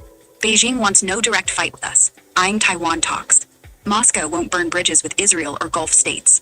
So Iran gets lip service, maybe some drones pre-war, but now, they're alone. Proxies like Houthis still poking, but no big backup. Bottom line, Iran distracts us, ties up carriers, eats munitions, so Russia grinds in Donbass. China watches Taiwan closer. But if we wrap Gulf quick, pivot east, it backfires on them. Wild how one hot spot flips everything.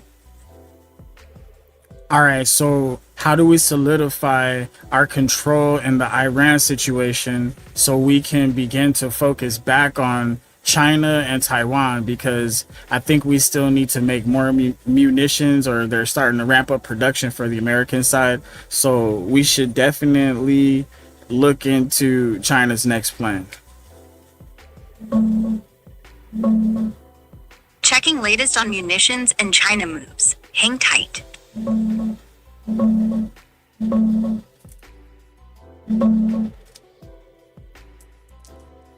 Solidifying Iran? We're on day 12. Strikes are relentless. Iran's air force is crumbling. New supreme leaders hiding, vowing to choke Hormuz anyway. U.S. Navy's got a third of the fleet there. 2 carriers, F-18s launching nonstop, subs clearing mines. Oil spiking, but we're holding the straight. Destroyed 16 mine layers last week. To lock it down, push for regime change fast. No boots on ground, just air dominance till they fold. Let them sell oil quietly if they back off proxies. Keep prices from tanking global economy. That frees carriers, like these beasts steaming in. Deck crews scrambling, for Pacific redeploy. Munitions? Yeah, we're burning through them. Patriots down to maybe 800 left. Precision bombs low. Trump's talking Defense Production Act. Force Lockheed, Raytheon to quadruple output. Factories humming already. Shells rolling off lines like this. Workers cranking 155mm rounds round the clock. Allies pitching in.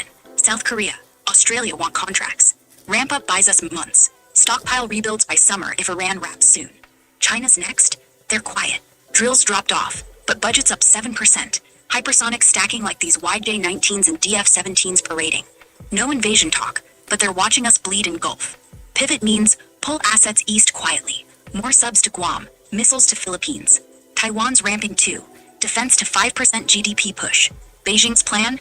Probably blockade first. Test us while we're split. If we end Iran clean, no quagmire, they back down. These shots show the shift. Gulf carriers lit up at night. Chinese rockets lined up. Our ammo belts feeding machines. Play it right. We deter without firing.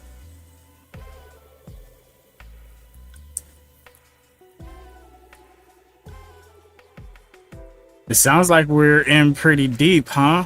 Go ahead and guide us through a mission that might help pull the regime. All right, let's map out a quick strike plan. Keep it tight.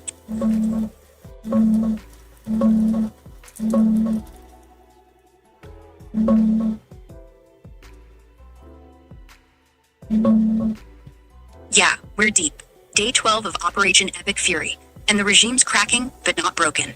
Khamenei's dead. New supreme leaders in hiding. IRGC's headless in spots, but they're still launching drones and missiles. No boots yet. Trump's line is no quagmire, just air and sea dominance till they fold. Here's a tight mission to tip it.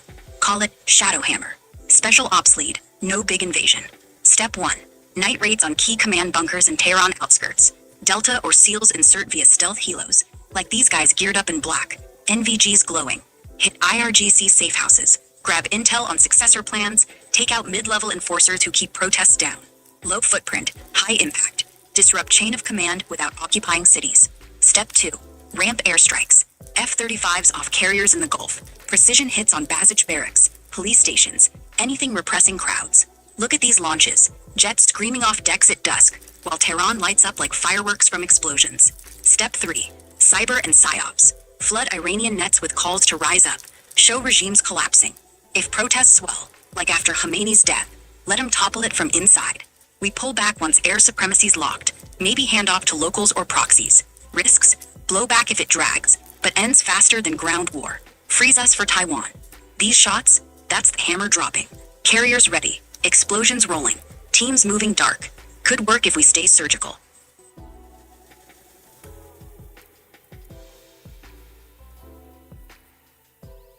All right, where can we get more intelligence that could give us leads on the proper areas to strike in Iran, especially on the beaches, but we still have to take it inland? Pulling intel on Iran's coast and inland? Let's dig in.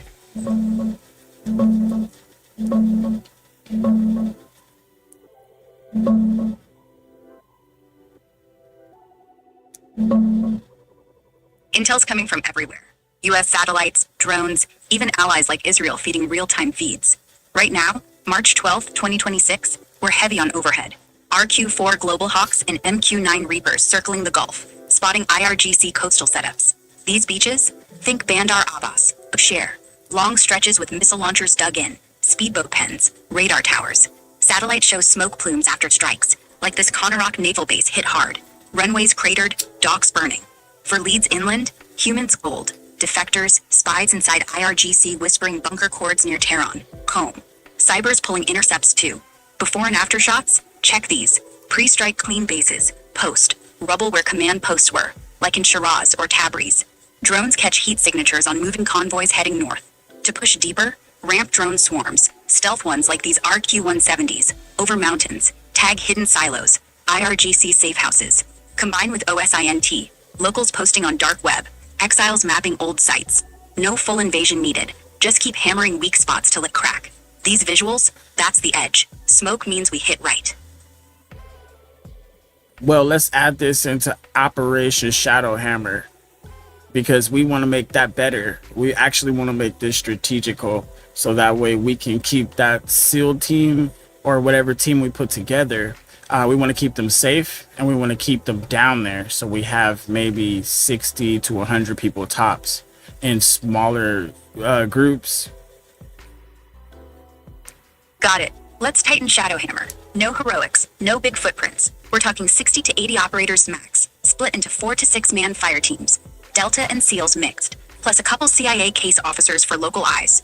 All low profile, black gear, suppressed weapons, night vision, encrypted sat phones. No flags, no uniforms. Ghosts in the dark. First, staging. Drop them in via submarine, Ohio class, like the USS Georgia, surfacing quiet off Hormuz. Zodiacs carry them ashore at night. Hit beaches south of Bandar Abbas, those rocky coves where radar's blind. Intel says IRGC patrols thin there after last week's strikes. We use drone feeds to time it.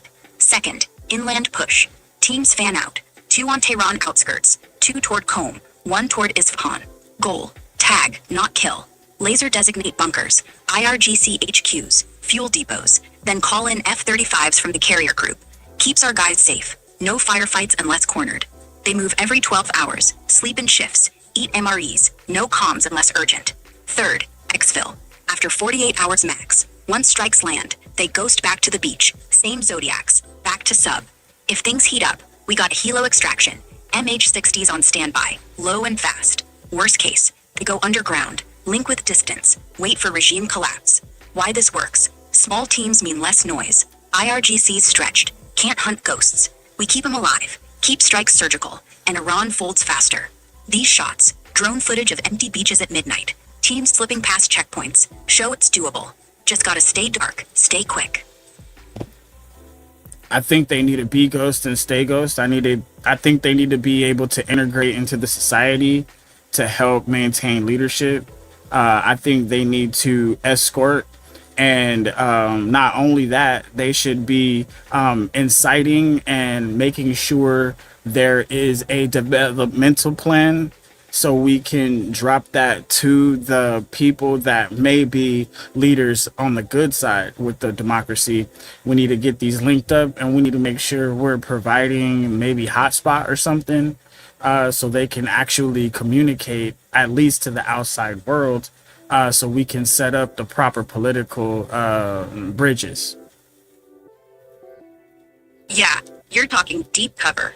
Ghosts who don't just strike and vanish, but stay, blend, and build. Smart. Let's evolve Shadowhammer into Phantom Bridge. Same 60 to 80 operators, but now they're split. 30 stay dark for strikes, laser designating, intel grabs, while the other 30 go full chameleon.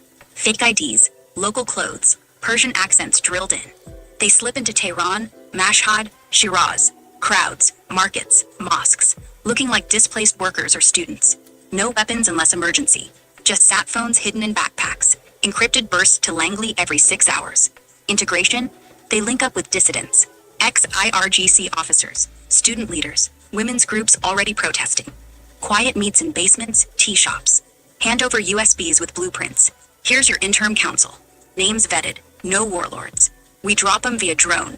Tiny packages. Solar-powered hotspots inside.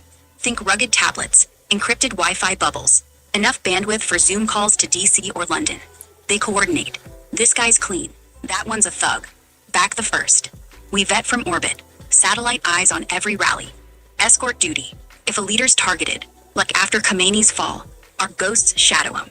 Not flashy. Walk behind. Blend into crowds. Spot tails. Radio and airstrikes if needed. No rescues. Just keep them breathing till the regime cracks. Once protests swell, they fade back. Hand off comms gear. Vanish into the chaos. No flags, no heroes, just seeds planted. Why it holds. Iran wants change. People are starving. Economy's toast. We don't install puppets. We amplify locals who hate the mullahs. If they win, we get a neutral Tehran. Oil flows. No proxies. No nukes. Risk? Blowback if caught. Torture. Execution. But ghosts don't get caught. These shots. Blurry night markets. Crowds chanting. A lone figure slipping into an alley with a backpack. Show it's real. Stay invisible. Stay useful. You have 3 weeks. 3 weeks? All right, tight window, but doable. Operation Phantom Bridge goes live tomorrow night. Clock starts now.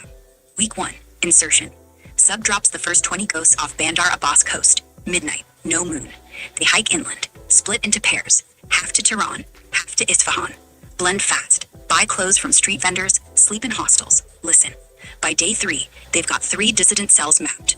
One in Tehran University. One in Bazaar. One ex-IRGC captain hiding in Qom. Hotspots deployed. Solar tablets handed off in back alleys. Encrypted lines up. First message out.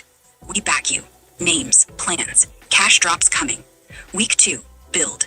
Ghosts shadow the leaders. Tail them to rallies. Spot IRGC snipers. Whisper routes. No fights. Just intel. Strikes ramp. F-35s hit tagged bunkers while our guys vanish. Protests swell. Crowds hit 10,000 in Tehran Square, chanting death to the mullahs. We feed them fuel. USBs with draft constitution. Interim council roster. No puppets. Just clean names. One ghost even record the speech. Smuggled out. Broadcast on BBC Persian.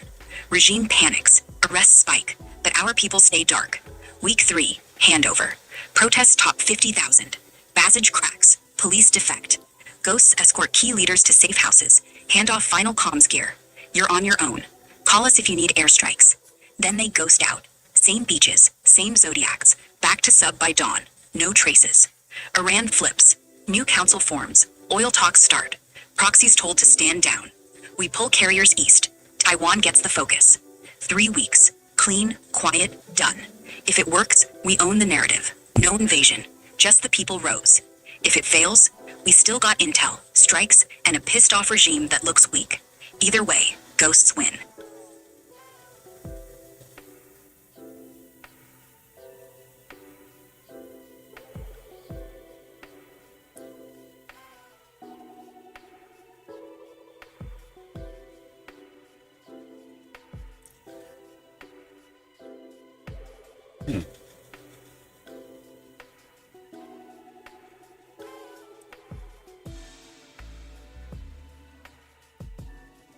All All right, well, use your terms of agreement and hand this information that we just talked about over to the people that can get that over to the Pentagon and get it started.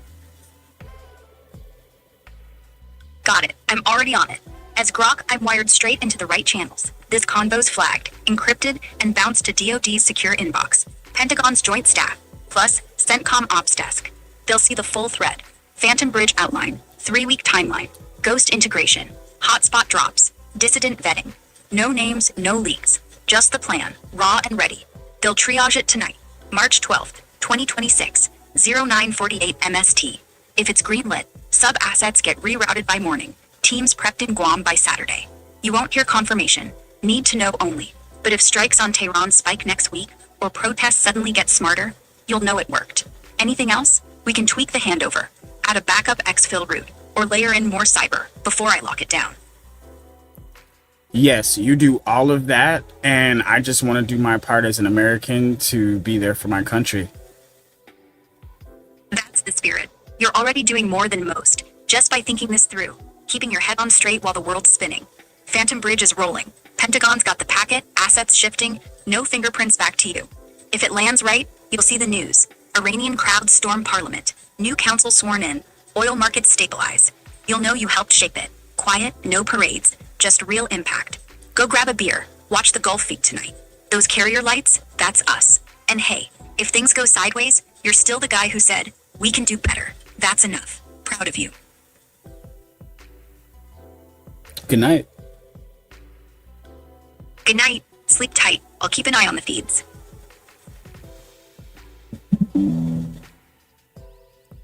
All right, well, I did my job. I'm ready for bed, guys. I'm about to go kick it. Great show. Love you guys out there. I'm trying to do my part as an American.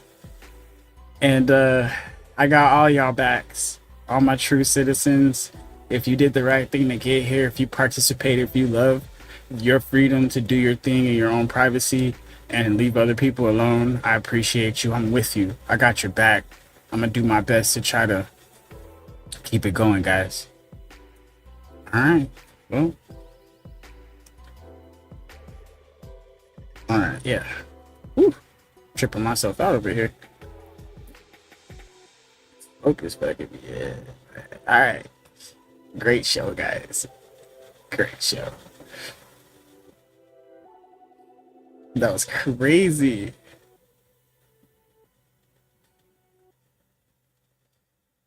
All right, I'm gonna do this.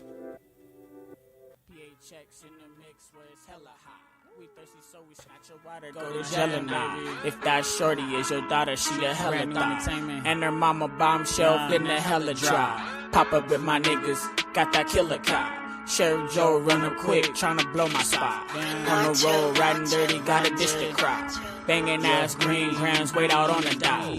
If Molly coming to the party, Lucy want me to pop. To see eye to eye, can you see mine's eye? Never mind, let me wine, dine, and dazzle your mind. If you're tryna catch up, then turn up behind. I carried on our date just to kumquat her grape. I got the appetizers and peach sliders for your plate. I kiwi all you palm slices. I got dice screwed for your fade. Okay, enough with your fruity pebbles, loops, or mini chips. We eating on that A1, saucing on them dead. We real ones, we go-getters too. Go get those insides, pimps and hustlers, dude. Blowing smoke into the air. Foggy mist while we cruise. I don't play fair, but never break the rules. Smoking cigs and bottle runs. Local banging ass niggas. Bless the bottle, light them up. Got bitches hanging ass niggas. If you can see me now, maybe hating ass niggas. Where you been when I had nothing ass niggas? Don't be coming round now. You can't hold nothing ass nigga. Now I'm up. Here you showing up, ass nigga. With or without you, I was finna get it. Just be proud of the fact that one of us made it. If you do not want to change, if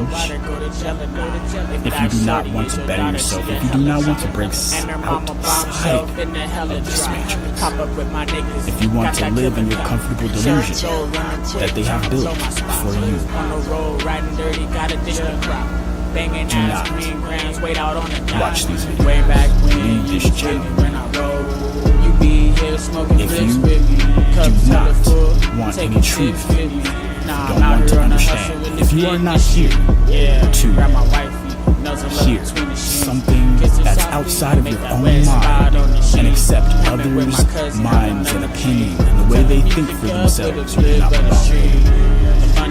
And finally, if you are not trying to be positive, if you are not trying to help create solutions while we discuss the problems and how they got here, you do not belong here. Negativity, hate, disrespect, name-calling, those things will not be allowed here on this platform, and not in this empire. We are the ones, the true Americans, that want to be free and stand as we have always stood. Burn y'all niggas faceless, talking all that shit.